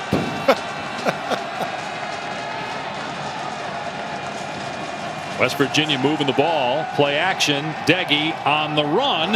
And the pass is incomplete. Trying to hit Mike O'Loughlin, the tight end, who had to adjust. Could not come up with it. Yeah, got to make the plays. So now you look at this West Virginia defense. The first 2 drives have looked like the West Virginia defense we've been used to. They've given the ball to their offense on the 41-yard line. They did nothing. And now the 35-yard line in this current drive. The defense has done their job twice. and helping out the offense here. Now the offense has got to be able to put something consistently together. A little surprised they've gone away from the run, just 13 rushing yards, but got to stay balanced. You got enough time, a quarter and a half. They'll throw it again, though, on first down. Deggy in trouble and sacked. Will McDonald having a field day.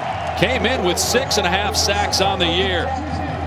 So again, this is on Brandon Yates, a guy that was forced to play as a redshirt freshman a little early. You go up right up here again. All he does is just turns the corner. Nothing fancy at all. Watch the tackle. Just going to open up. As soon as that left leg steps back and he opens up, now he's perpendicular to the line of scrimmage. That makes it so much easier for the better athlete and the faster player in McDonald there to make the play.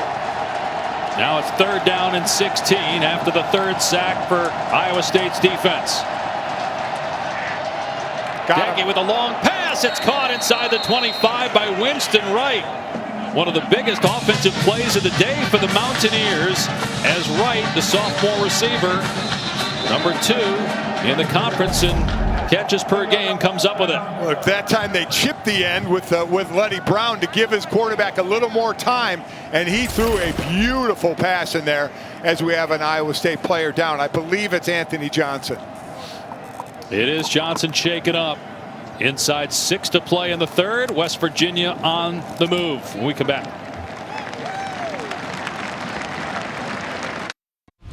Something to believe. ESPN, home of the college football playoff.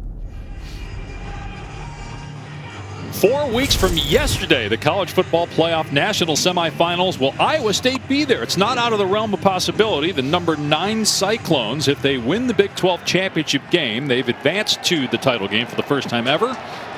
And they get some help in front of them, they'll be in the conversation. First down for West Virginia, on the move here. Deggy with a pass to the sideline that's over the head of the tight end Mike O'Loughlin, incomplete. So we'll see if West Virginia, again, there's still time, 5 minutes left in the 3rd. Still looking. By the way, they're looking for their first score on Iowa State since the first half of last year's game. I mean, that is just amazing. But, we saw them in the first half down in the red zone, and then they penalized their way back out of it before a missed field goal. And they have to start making these drives pay off. So what they just did here, they brought another quarterback in the game. They brought Garrett Green in the game here, but Deggy is still on the field. Green isn't even listed as the backup quarterback, so he's obviously out there to run the ball. And he picks up about 8 yards. They've been trying to find a way to get back to the run game. They had 13 yards as a team before that play that just went for close to 8. Green, 5'11", 192-pound freshman from Tallahassee. Usually when they're bringing someone in like that, it's going to be a run like that. And ends up picking up some decent yardage here to make it 3rd and very, very manageable in a situation where, you're in 4-down territory anyway. No question. Down 3 scores, 5-minute mark of the 3rd. So Deggy is back in shotgun now for 3rd down and 3, and he'll throw it.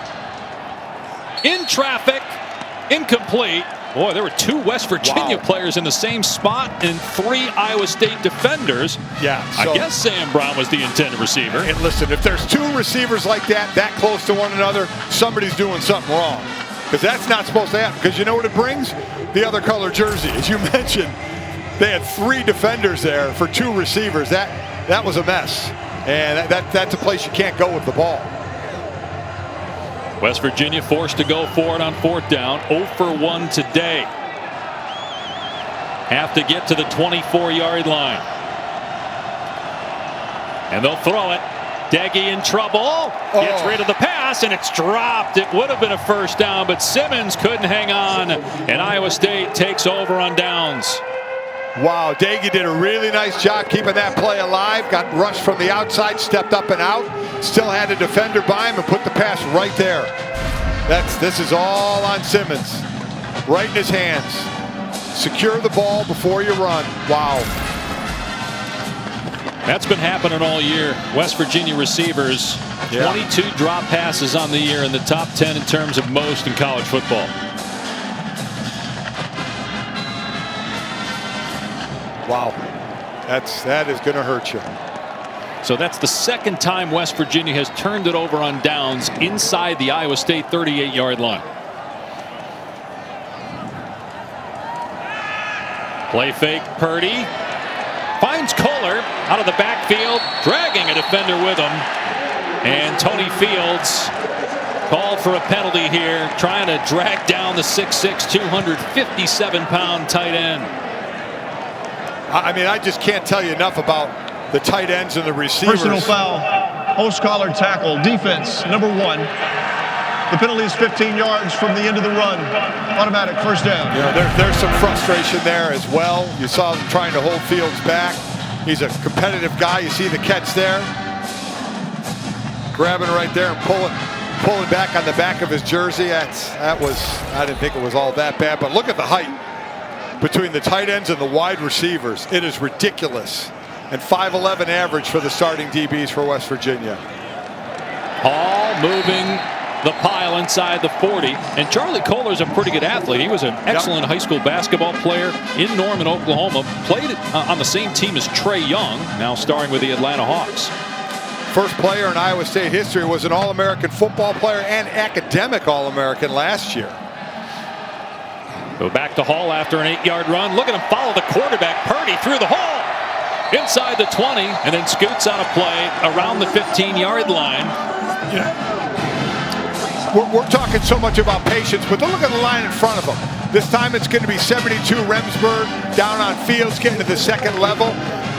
He's not getting touched till 3, 4, 5 yards down the field. That's a whole lot of that offensive line up front. That was a 21-yard run. Now he trips and falls down. Looked like he stepped on the foot of the left tackle, Sean Foster. Again, hard to tell from my house, but that's what it looked like. Yeah. It looked like there was some penetration there, and then he tripped over the foot.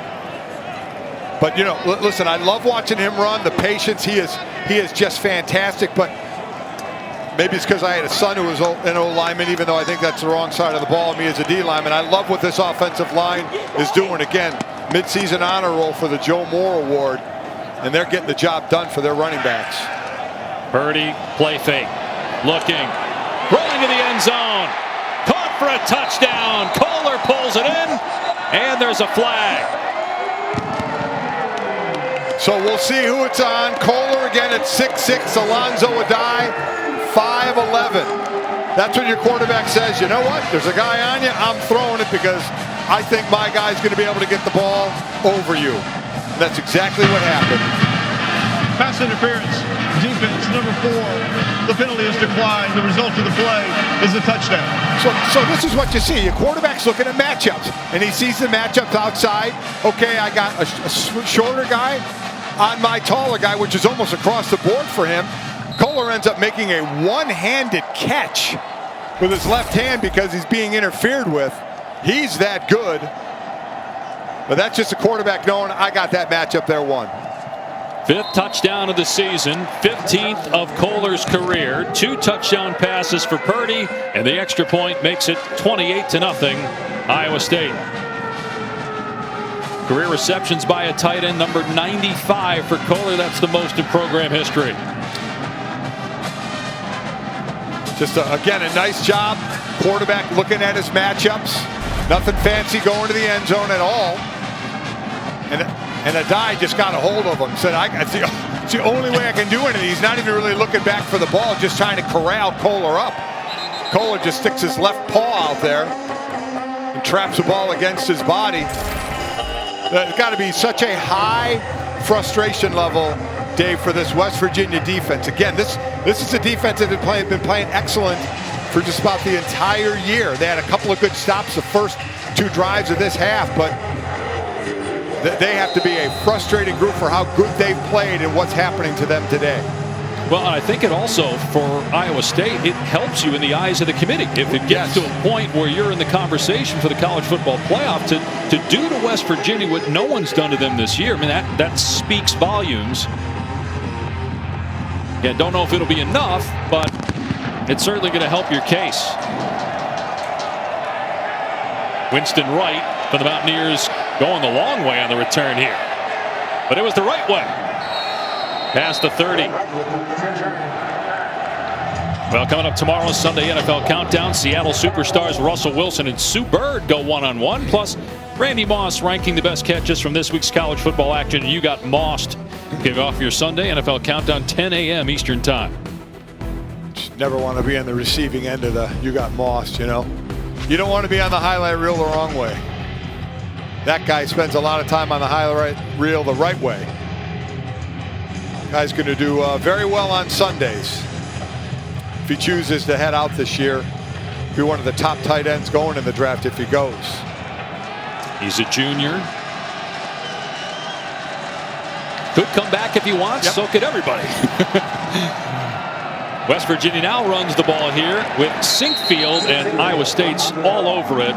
Jake Hummel leading the way for the Cyclone defense. I mean, just think about what this Iowa State defense has done. Now they've beaten West Virginia the last 2 years, and in both those years they have held West Virginia under 200 total yards.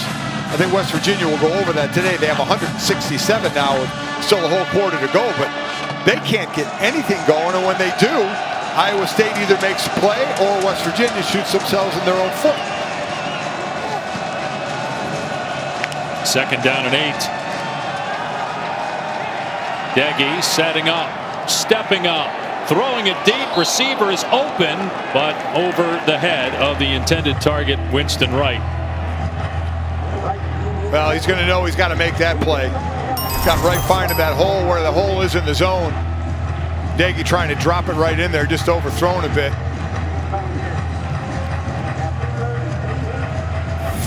We've seen a couple of big plays out of them today, Dave. What, a 26-yarder, a 25-yarder, but for the most part, it's been some overthrows, some missed throws, certainly some drops as well, and a very, very tough Iowa State defense led by its pass rush. And if you're waiting for Iowa State to have a breakdown in coverage, it's probably not happening. They're so sound. Here's a deep ball on 3rd down and 8, and the intended receiver was Sean Ryan, but he had a defender step for step with him. Datrone Young, it's 4th down. And that was really weird how that ball came out of Deggy's hand on that one. Not shockingly, probably because of the pressure. See the inside move that time.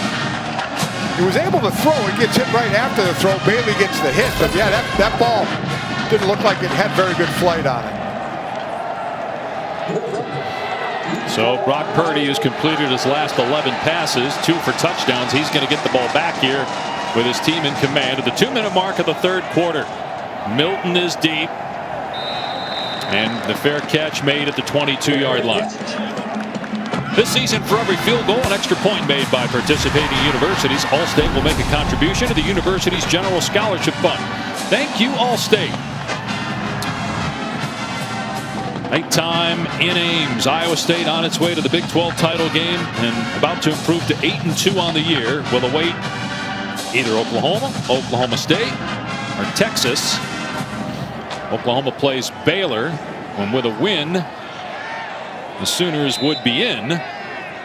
Look at the hot streak for Purdy. Started 4 of 6. And actually, I think with the losses by Oklahoma State and West Virginia, Oklahoma's in before they even play Baylor.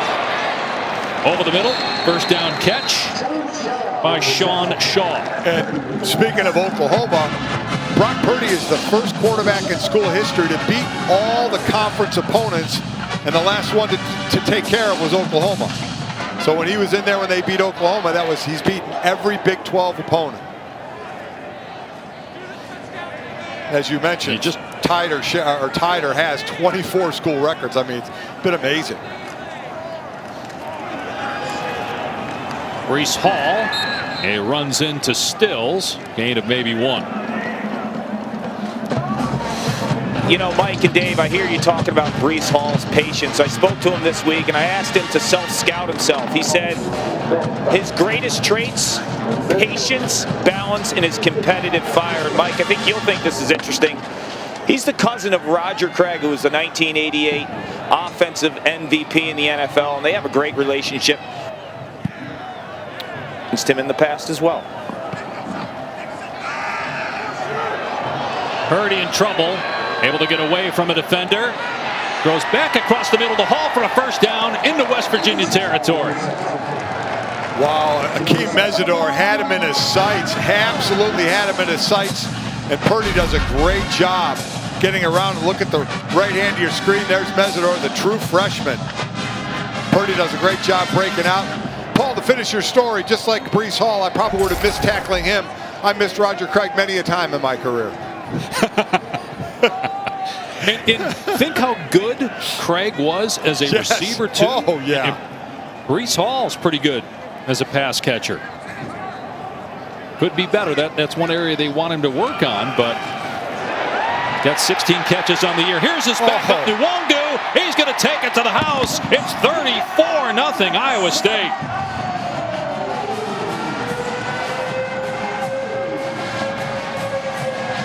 Untouched. And when this guy hits the open field, he is gone. He is the kick return man for this team, and he has broken off some big ones there. He has got speed to burn.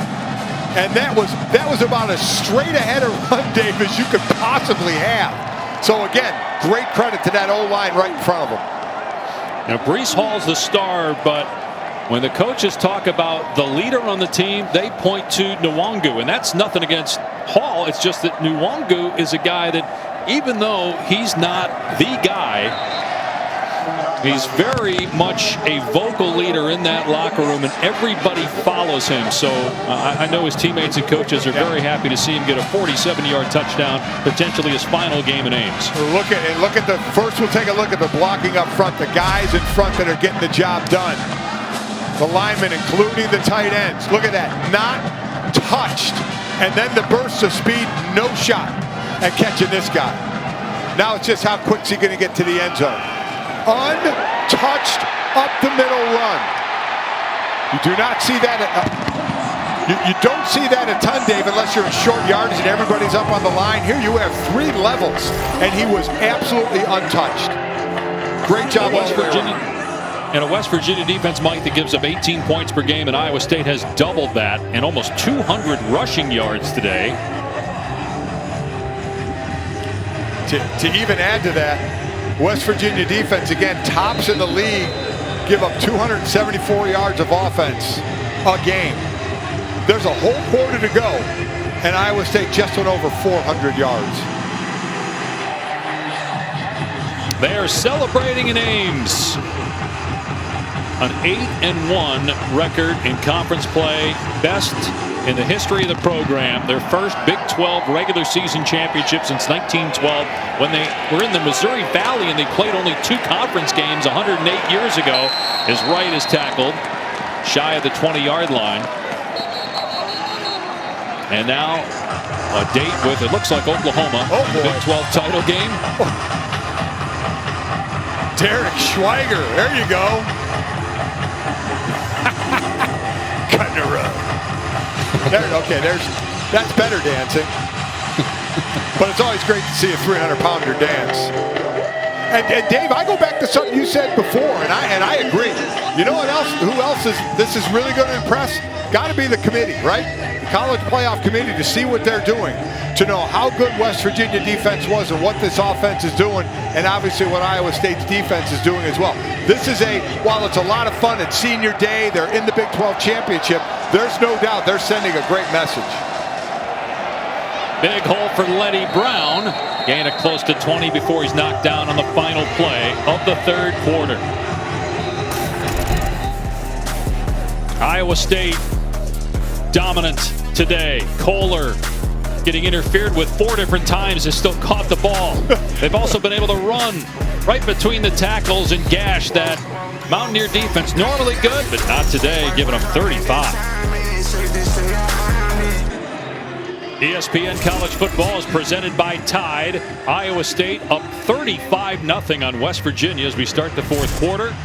Dave Pasch in Arizona, Mike Golick in Bristol, Connecticut. Paul Carcaterra is in Ames for the final quarter of this one, with Letty Brown getting the carry. And he lowers the shoulder on the defender, picks up the first down, a gain of about 12 for Letty Brown. He's been quiet along with just about everybody on that Mountaineer offense today. Yeah, Brown was just 40 yards today, but again, he's one of many who have been quiet on that offense. Still trying to get anything going at this point. Could be way too little too late. And it seems like, too, as Brown gets 5 or 6 yards, it's a little late to go to the run game as there's a flag down. I know they were struggling to run the ball. It seems like they got away from it, though, Mike. I agree. I would have thought earlier they would keep running. You know, now they go to the run. I agree with you. I thought it would have flip-flopped a little bit as we have a player down, Michael Laughlin, the tight end. And then we also have to wait and see what the flag is. Illegal substitution on the defense. There were 12 players on the field at the snap. That's a 5-yard penalty from the previous spot. Still first down. Timeout on the field for an injured player. With O'Laughlin out, they really don't have any tight ends left. TJ Banks not available. Jackson Knipper will likely get some work at tight end if O'Laughlin can't return.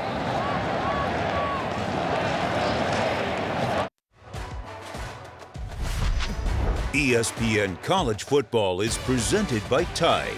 If it's got to be a clean you can trust, it's got to be Tide Hygienic Clean. And in part by Cars.com, everybody can score this weekend. Find your perfect car match online. Well, the last time Iowa State was in first place with a game left was 1976. That day they lost to Oklahoma State. Fast forward 44 years, a lot different result.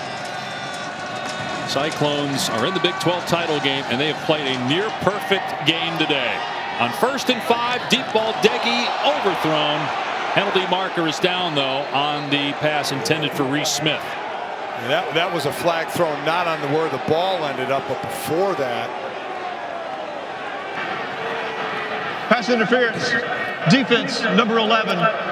It's a 15-yard penalty from the previous spot and an automatic first down. So that's on Lawrence White. What I'm interested in here, Dave, because I've been in this position, the game within the game down to the sidelines. The D coordinator for Iowa State, John Haycock, just lit his team up during that last break. And I get it.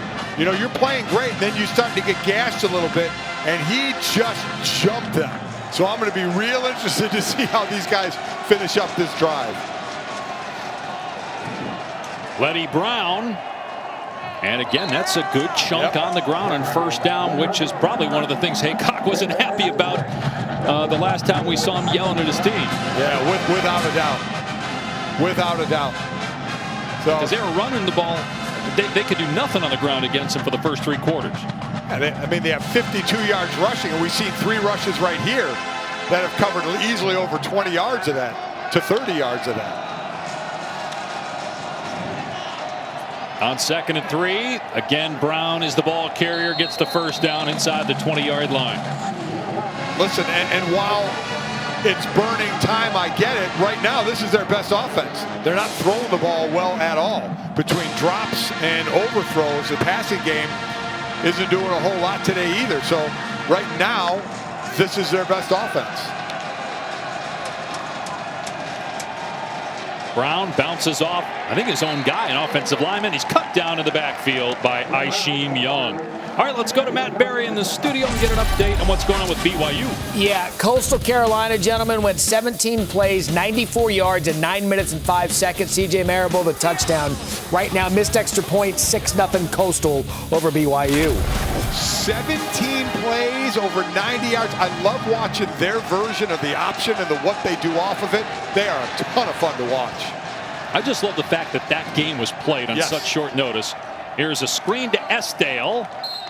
Stretches forward inside the 15-yard line. You know, you talk about how quickly you start preparing for your next opponent. These guys didn't find out till Wednesday. You know, and I mean, that is not a lot of time to start breaking down and learning, a brand new opponent. So, but listen, this is 2020, man. You got to get those games. Both those teams know it. At BYU, if it can win that game, that should help in the eyes of the College Football Playoff Committee, which a lot of people feel haven't shown BYU the respect that they should get. Ranked 13th. Deggy into the end zone. Incomplete. It was intended for Winston Wright, and Lawrence White, who got flagged for pass interference a couple plays ago, was in there defensively. It's 4th down. Lawrence White, guy who's made 28 starts, just a great veteran play here. Seeing the route, running the route, just getting that hand in there, eye on the ball, offhand, nowhere to be found to get yourself in trouble. That's where most defensive backs get in trouble on plays like that, with the offhand. Perfectly done by Lawrence White. And I guess Neil Brown saying, you know what, we're probably going to lose, but we don't want to get shut out. So it's at least throw the field goal team out there for a 32-yarder instead of going for it on 4th and 7. And the Mountaineers are on the board with 12 minutes to go in the 4th, but down 32.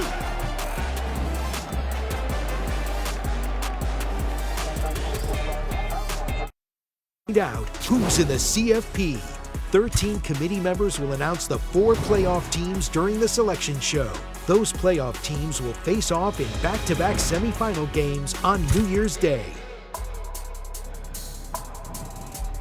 4 weeks from yesterday, Friday, January 1st, the College Football Playoff National Semifinals. Our All-State playoff predictor, Alabama, basically a sure thing. Ohio State, although, again, who knows if they're even going to have a game next week against Michigan. They throttled Michigan State today. Notre Dame, Clemson both looking good. And then you look at the 2 group of 5 teams with the best chance. Cincinnati 35% and BYU 23%. Cincinnati still has to play Tulsa on the road next week. Maybe play them twice in the American Conference title game. And then that BYU Coastal Carolina game obviously is big. Battle of ranked teams there. Short kickoff fielded on the 25-yard line. So Iowa State up 35-3. Dave Pasch in Arizona, Mike Golick in Bristol, Paul Carcaterra in Ames. Mike, as we showed you that playoff predictor, anything that stands out to you there? I think the first thing to me was BYU and where they were put. I can't believe they were put as low as they were. That one shocked me the most. Cincinnati, I thought, with their way they would be, and I thought BYU would be right in that area as well. I know the schedule hasn't been very good because of COVID this year. They originally had a great schedule, and I understand that part of it, but I thought they were put way too low in the beginning. I heard something really interesting today on ESPNU radio.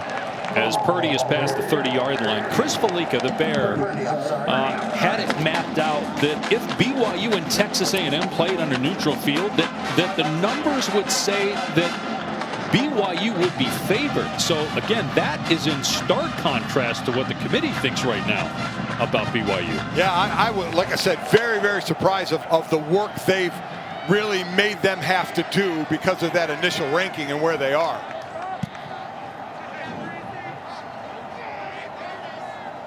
And Iowa State in the conversation at number 9, like BYU and Cincinnati, needing some help as Breece Hall gets maybe one. 3rd down coming up. Listen, we've never had a 2-loss team in the playoffs, but again, this is a different year. We still have to wait to see if Ohio State's going to have enough games to be eligible for the Big Ten championship. And even if they don't, you got to believe they would change their rule to let them go in it, because you want to give someone in your conference the best chance to get into the college football playoff. And I would understand it if I'm part of that conference. Say give them the chance, because they're really the only one in the Big Ten that's going to have a chance to get into the college football playoff. And if this, for a team that's not in the Power 5, if you can't make the college football playoff this year, it's probably never going to happen. 1st down catch made by Hutchinson. And this is the best shot that a Cincinnati or BYU has to be in that top 4. It's the best shot until if or when they expand the playoffs. But right now, you're absolutely right. And right now, Cincinnati is sitting in that spot there. As again, they would need Florida to lose their 2nd game of the year, whether it's now before they get to the title game or in the title game against Alabama. They would need Clemson to lose their 2nd game of the year when they play Notre Dame in the AC championship game. Those are 2 things that would have to happen for sure. I think it's going to be really interesting based on what we saw with that playoff predictor as Luongo is tackled for a loss by Stills. Is if what happens if Florida beats Alabama and Clemson beats Notre Dame? Are those your 4 college football playoff teams? An Ohio State team that might be undefeated, but maybe playing fewer games doesn't get in? I'll say it again. If those are really good games, I could see that happening. And the death knell for Ohio State would be the fact that they didn't play enough games, because we've heard from the committee. They have basically said number of games is going to matter in what we're looking at. Second and 10 for Iowa State. Purdy to the air with a 32-point lead and taking a shot. Knocked away, but a flag. Chase Allen, the intended receiver, Chandler Cimito in coverage. I mean, again, that's what you do, right? You see 6-7. Pass interference, defense, number 7. 15-yard penalty, automatic, first down. 6-7 against 5'11". The coverage is there. Now there's an interference call, but still, Purdy sees the defender on his guy, but he's like, my guy's 6'7". I'm going to take the chance with what nobody would consider a 50-50 ball. They would be going at least 70-30 ball on that. And if you don't get the catch, then there's a good chance you get what you just saw, the interference. So still officially just 2 incompletions for Purdy today, and one of those was a drop. Here's Hall getting the corner. And out of bounds around the 35-yard line. Hall inching closer to another 100-yard day. Here's the selection committee chair, Gary Barta, what he said this week. A lot of discussion about the number of games the team plays. It's not anybody's fault. Trying to evaluate a team as 4 games versus a team 7, 8, or 9 is definitely a problem created by the pandemic. The more games a team brings to the committee, the more we have to evaluate. So if you read that, Mike, is that a positive for a team like Ohio State or a negative? Oh, I think eventually it would be a negative unless they are just dominant in any other games that they play. Purdy forced out of the pocket and just went down awkwardly. Again, I'm sitting at home, so I think he went down. That's just based on what I saw. The guy got fooled. Let's bring in Kark. Paul, I'm curious, as you're watching this game live from Ames, any thoughts you have on how the college football playoff might be shaping up? Well, follow me here, gents. Say Alabama beats Florida. Ohio State finds 6 games, wins the conference. If Clemson beats Notre Dame, Notre Dame is a 1-loss team, not a conference champ. And then Texas A&M. If they're a 1-loss non-conference champ, who do you give that 4th spot to? Do you give it to a 1-loss Notre Dame non-conference champ or Texas A&M non-conference champ? I think realistically that could be that last spot. Real quickly, by the way, great throw and catch there. Sean Shaw with the catch going out of bounds. I would say then it comes down to the game.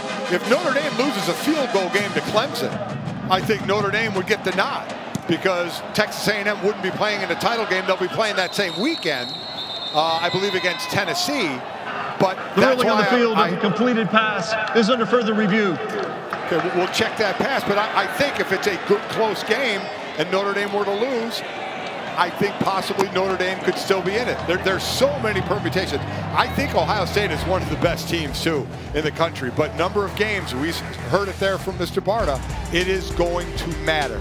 We're back after this. Names Iowa State up on West Virginia 35-3. Here was that play, called the reception, and you're going to see why it's not. Sean Shaw with the ball, and then right here, you see the ball start to come out and move. Good job by Tyke Smith keeping his hand in between there and eventually loosening that ball up. Purdy over the middle to Hutchinson inside the 30-yard line, but it's 4th down. Cyclones up 35-3. They're going to improve to 8-2, finish regular season Big 12 play 8-1 with their lone loss in conference play at Oklahoma State by field goal. Their other loss was against Louisiana back on September 12th, 31-14. They will be in the Big 12 title game for the first time ever. 4th and 5, they're gonna go for it here. It would be about a 45-yard field goal if they tried it.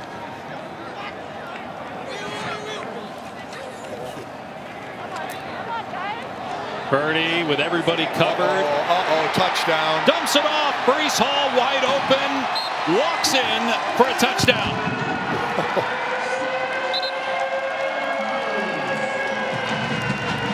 His 2nd touchdown today, 1 on the ground, 1 through the air, and that certainly will help his Heisman Trophy cause, adding some numbers here late, 28 yards. Wow, he actually wanted Landon Akers on the other side of the field first, and almost the same route Akers ran the other way to get his touchdown. He wanted that first, didn't go to it, and then ended up having to buy some time coming back right. to the right side, and Breece Hall just slipped out, and you could just see it. He had nothing but green there. When you can slow down before you get to the end zone, you know you're pretty darn wide open.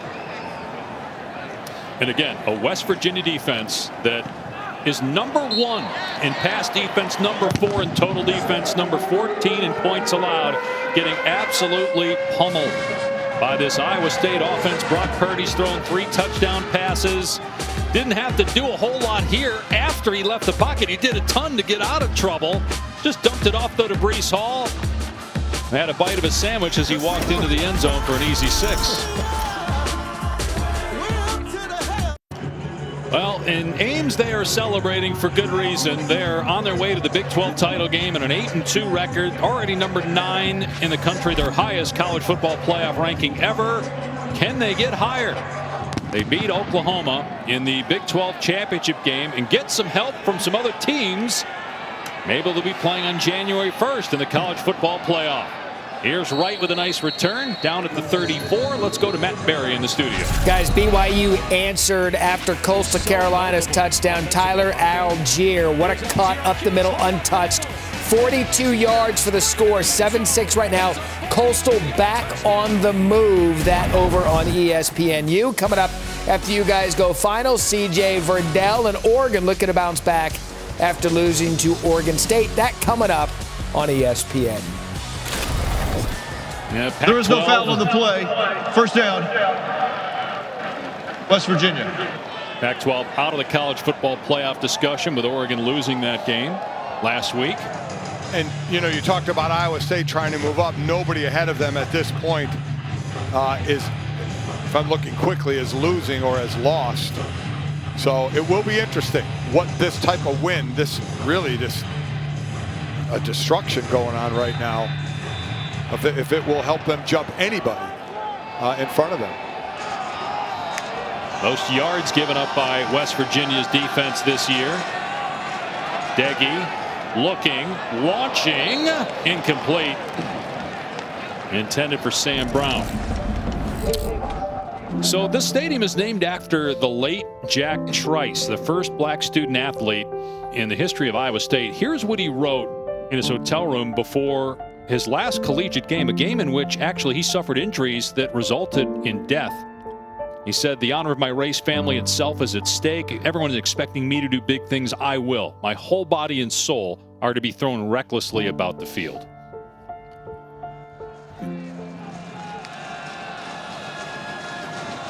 Only FBS stadium named after an African-American, Jack Trice Stadium in Ames. I mean, you know, you read that letter on the letterhead of the hotel that they were staying at. It was a game against Minnesota. As you mentioned, the injury sustained in that game, he died after that. And John Haycock, the defensive coordinator for Iowa State, said that letter, copy of that letter, is on the front of every defensive playbook for all his defensive players. You know, just as a reminder. I mean, you just read that letter, and for those that don't know enough about it, man, this is where Google is a beautiful thing. Read about Jack Trice and just the incredible story that he had, and how John Haycock is still making the guys today understand the importance of it. Wright picking up the first down, it would appear. 6.5 to go and a 42-3 Iowa State lead. You know, Haycock, a coach who was brought, we talk about Matt Campbell and the success. Boy, that defense has had some success since he has been here as well. You know, really the last 4 years after that. First year was a tough year, the transition year when they got here, but the 4 years after that, again, that's why, one of the big reasons why this is the winningest class in Iowa State history. Letty Brown tackled for a loss. This coaching staff, you're right, it's not just Matt Campbell. It's a great staff. Tom Manning, the offensive coordinator. Like Matt Campbell, a Mount Union guy. Campbell won 5 national titles as a player and coach in the Division III school in Ohio. He's won Big 12 Coach of the Year twice at Iowa State. Should win it this year, which would be the 3rd time in 4 years. And obviously his name is being mentioned for several potential openings in college football. And I've heard his name in NFL circles as well, at least as somebody that NFL teams would like to reach out to and have a conversation with. Deggy on the run, And his pass caught at the 35-yard line by Ryan. Let's go to Matt Berry. All right, guys, Florida trying to cement their spot in the SEC championship with a win. Kyle Trask, 417 yards, 4 touchdowns. This one to Jacob Copeland, 31-13 Gators. Tyler Shuck of the Oregon Ducks coming up. Got a little Pac-12 doubleheader for you coming up here on ESPN. All right, Matt, thank you. And 5 minutes to go here in this Big 12 game. Tough not to think Kyle Trask isn't in the lead for the Heisman. But the year he is having is ridiculous. Deggy dumps it off and throwing it away, trying to hit Letty Brown. Yeah, you got to think Trask, Mac Jones. Trask right now, though, seems to be the front runner. I mean, Zach Wilson, what he's doing, let's see what he continues to do. Again, we talk about Breece Hall, the running back here. Possibly, and I don't think he's one of the favorites. Unfortunately, I would love him to be, and we'll see where that could go. There's still another game to go, though. But Kyle Trask is between he and Pitts, the tight end there. I know missed a couple of games. The two of them are having an incredible year. The one loss for Florida was at Texas A&M. Letty Brown down in the backfield at the 41. Big 12 now a must-have for Big 12 fans with over 40 men's basketball games this season. Mountaineers play Robert Morris Wednesday at 7 Eastern, 6 Central. Cyclones play Jackson State on Sunday, December 20th. Sign up today at ESPNplus.com/Big12now. One of the other. Go ahead. I'm just going to ask you about Matt Campbell. If you're Matt Campbell and you're going to have people coming after you, I mean, he's a small school guy. That's how he came up. He's at a school. He's built a program that has shown that it can compete every year in the Big 12. As Deggy throws it downfield, incomplete.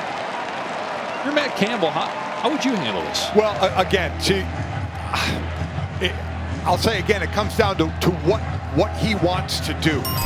You know, is he happy here, building this program to make it a powerhouse? Is he saying, okay, I want to use this to go to the next place? Just like I always talked about, especially in pro sports, every free agent player has a reason they want to go somewhere. Geography, family reasons, money, whatever. There's a different reason for every free agent. I think the same thing is true about a head coach. What's a reason, if you want to go, do you want to go, or the reason that you want to stay? I look at it just like a free agent in professional sports. Here's Deggy on 4th and 14, and it's caught for a first down by Estelle. When you look at Lincoln Riley's name had been mentioned for many jobs and turned down some college and pro jobs, and he's making, he can stay at Oklahoma forever, right? Yep. And make $5, $6, $7 million a year.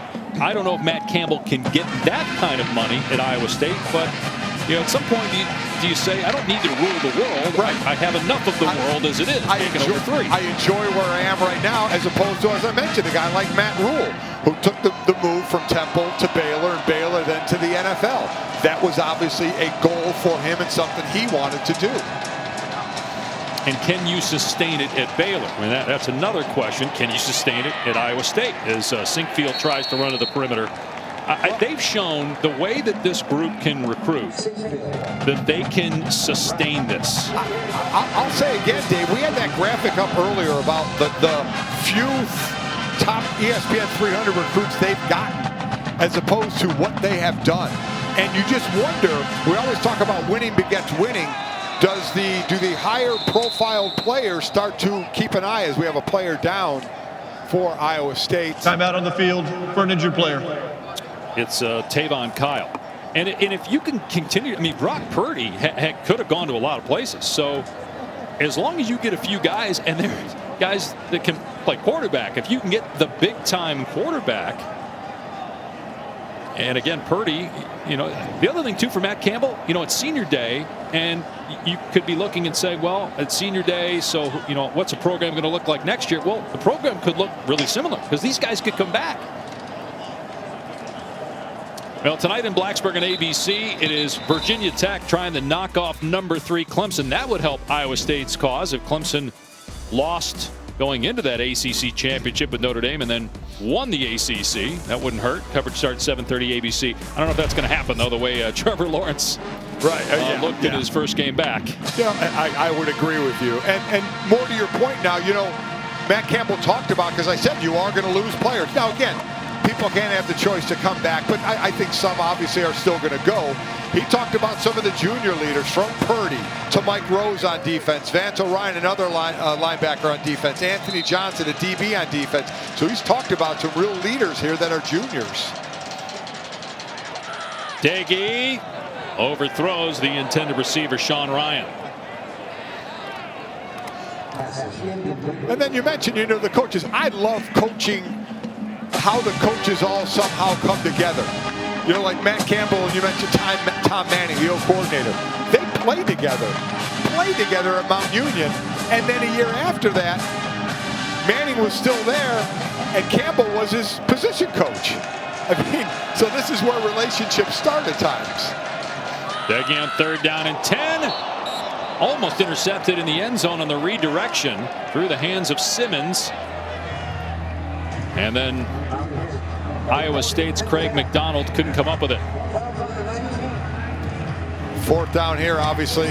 Continue to go for it. Oh, no, they're going to come in. Listen, I'm not really sure why, I'll be honest with you. Yeah, I don't quite get that one. Doesn't serve a purpose, really. You already avoided the shutout at this point. Yeah. What's 3 more points?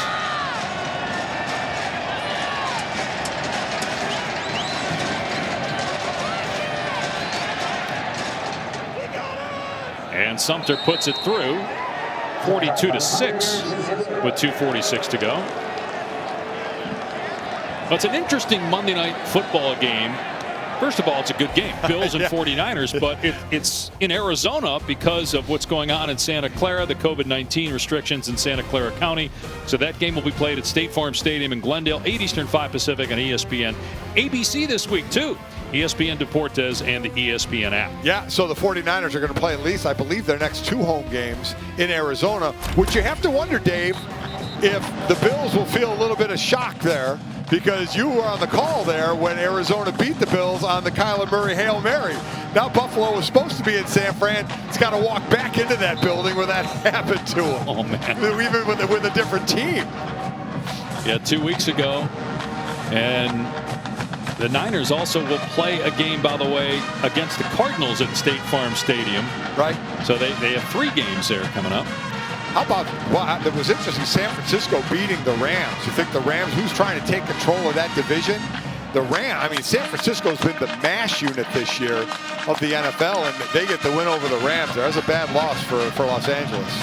And Rams play Arizona tomorrow. Cardinals have lost their last 2 games since the Hail Mary. Don't say Hail Murray. It's been patented reportedly. No. We don't want you to have to pay Kyler anything, Mike. I hope you patent that, Dave. I wish. Fair caught by Nwangu, so officially a touchback. It will come out to the 25. Take a look at today's hardest working player, brought to you by the Duluth Trading Company. Go ahead, take it, Mike. Well, I'm going to make all my O-line friends happy, and son as well. I'm giving it to the O-line. Again, up for the they were in the Joe Moore midseason honor roll. This team has rushed for 212 yards. I know Bryce Hall and Nwangu get a lot of the love here, but let me tell you, those guys up front, and let's include the tight ends as well. The tight ends are a big part of even blocking on this offense, but the 5 grunts, Foster, Simmons, Newell, Schweiger, and Remsburg. Kudos to you guys, a tip of the cap for your hard work today. And Hunter Decker's a true freshman into the game at quarterback for Iowa State. Hands it off to Jirel Brock. He has a first down. So just think about it, Mike. The last time Iowa State won a conference championship, 108 years ago, and it's a regular season crown. They still obviously have the conference championship game to play, but historic day for the Cyclones. Without question, as we get a look at Hunter Deckers, the true freshman, 4-star Iowa Gatorade Player of the Year, 6'3", 234. Has all the passing records in Iowa. Yes. Brock trying to juke a defender, gets a couple. I'm not sure if you remember 1912, Mike, personally. don't. But you look back, the state I'm in right now calling this game became the 48th state. New Mexico on January 6, 1912 became the 47th. That's when Fenway Park opened as well. And your guy was a player then. That. Wow. I have a helmet like that, by the way. I didn't use it. I'm just saying I have one. And that year again, Iowa State played 2 conference games. They were in the Missouri Valley Conference. They beat Missouri and Drake were their 2 conference wins. They were co-champs that year with Nebraska. Deckers keeping it, turning it upfield, close to a first down before he's pushed out. You always look for coachable moments, don't you, Dave? Even in a blowout win? Young man, don't run out of bounds. Don't run out of bounds. Stay in bounds. Let the clock keep running. Player down here for West Virginia. Sean Mahone. So, Mike, in case you're wondering, who did Iowa State play back in 1912? They had 2 conference games. They lost the opener to Minnesota 5-0. Again, the conference games were Missouri and Drake. Both wins, so 2-0. They won a big one over Grinnell. You can name the mascot for Grinnell, Mike. I'll buy you dinner when we actually see each other in person. I got to believe it's the Grinnell Gators, Dave. Is that right? I have no idea. I completely made that up. Because it's all right. A Gator in Iowa, though? That's the first thing that came to mind. Grinnell, All right, so I'm just going to get myself in trouble. I don't know. No, seriously, I just was told. Oh, it's Kark have it. I think Kark has it. I won't spoil. Let's let Paul tell us. Go ahead, Paul. It's the fox squirrels. Come on, guys. How do you not know that? The Grinnell fox squirrels. I like mine better. I just Googled it. 3rd down and 2. And they get the first down here with Jirel Brock between the tackles. Could they not decide between a fox and a squirrel? Oh, no. Either way, that was 1912. This is 2020. And it is going to be a nice post game in Ames for these players in the locker room. Again, senior night. I mean, it's a fantastic thing. You put all the blood, sweat, and tears in with all your teammates there, and you want to send the seniors off with a big win like this on your home field. It's just awesome. And as they say, it's the best formation in all of football. A 31-18 record the last 4 years, the best 4-year run in school history. 8-2 overall, 8-1 in Big 12 play for the first time ever, and the first appearance in the Big 12 championship game. Oklahoma, by virtue of the losses today by Oklahoma State and West Virginia, will be the Cyclones' opponent. Iowa State beat Oklahoma earlier this year in Ames for the first time since 1960. 42-6, the final score today. Wow, what can you do? Congratulations to that man, his staff, and all the players on the job they have done. Again, not just this year, but how he has turned this program around from coaching staff to players to culture exactly the way he wanted to. Congrats to all of them.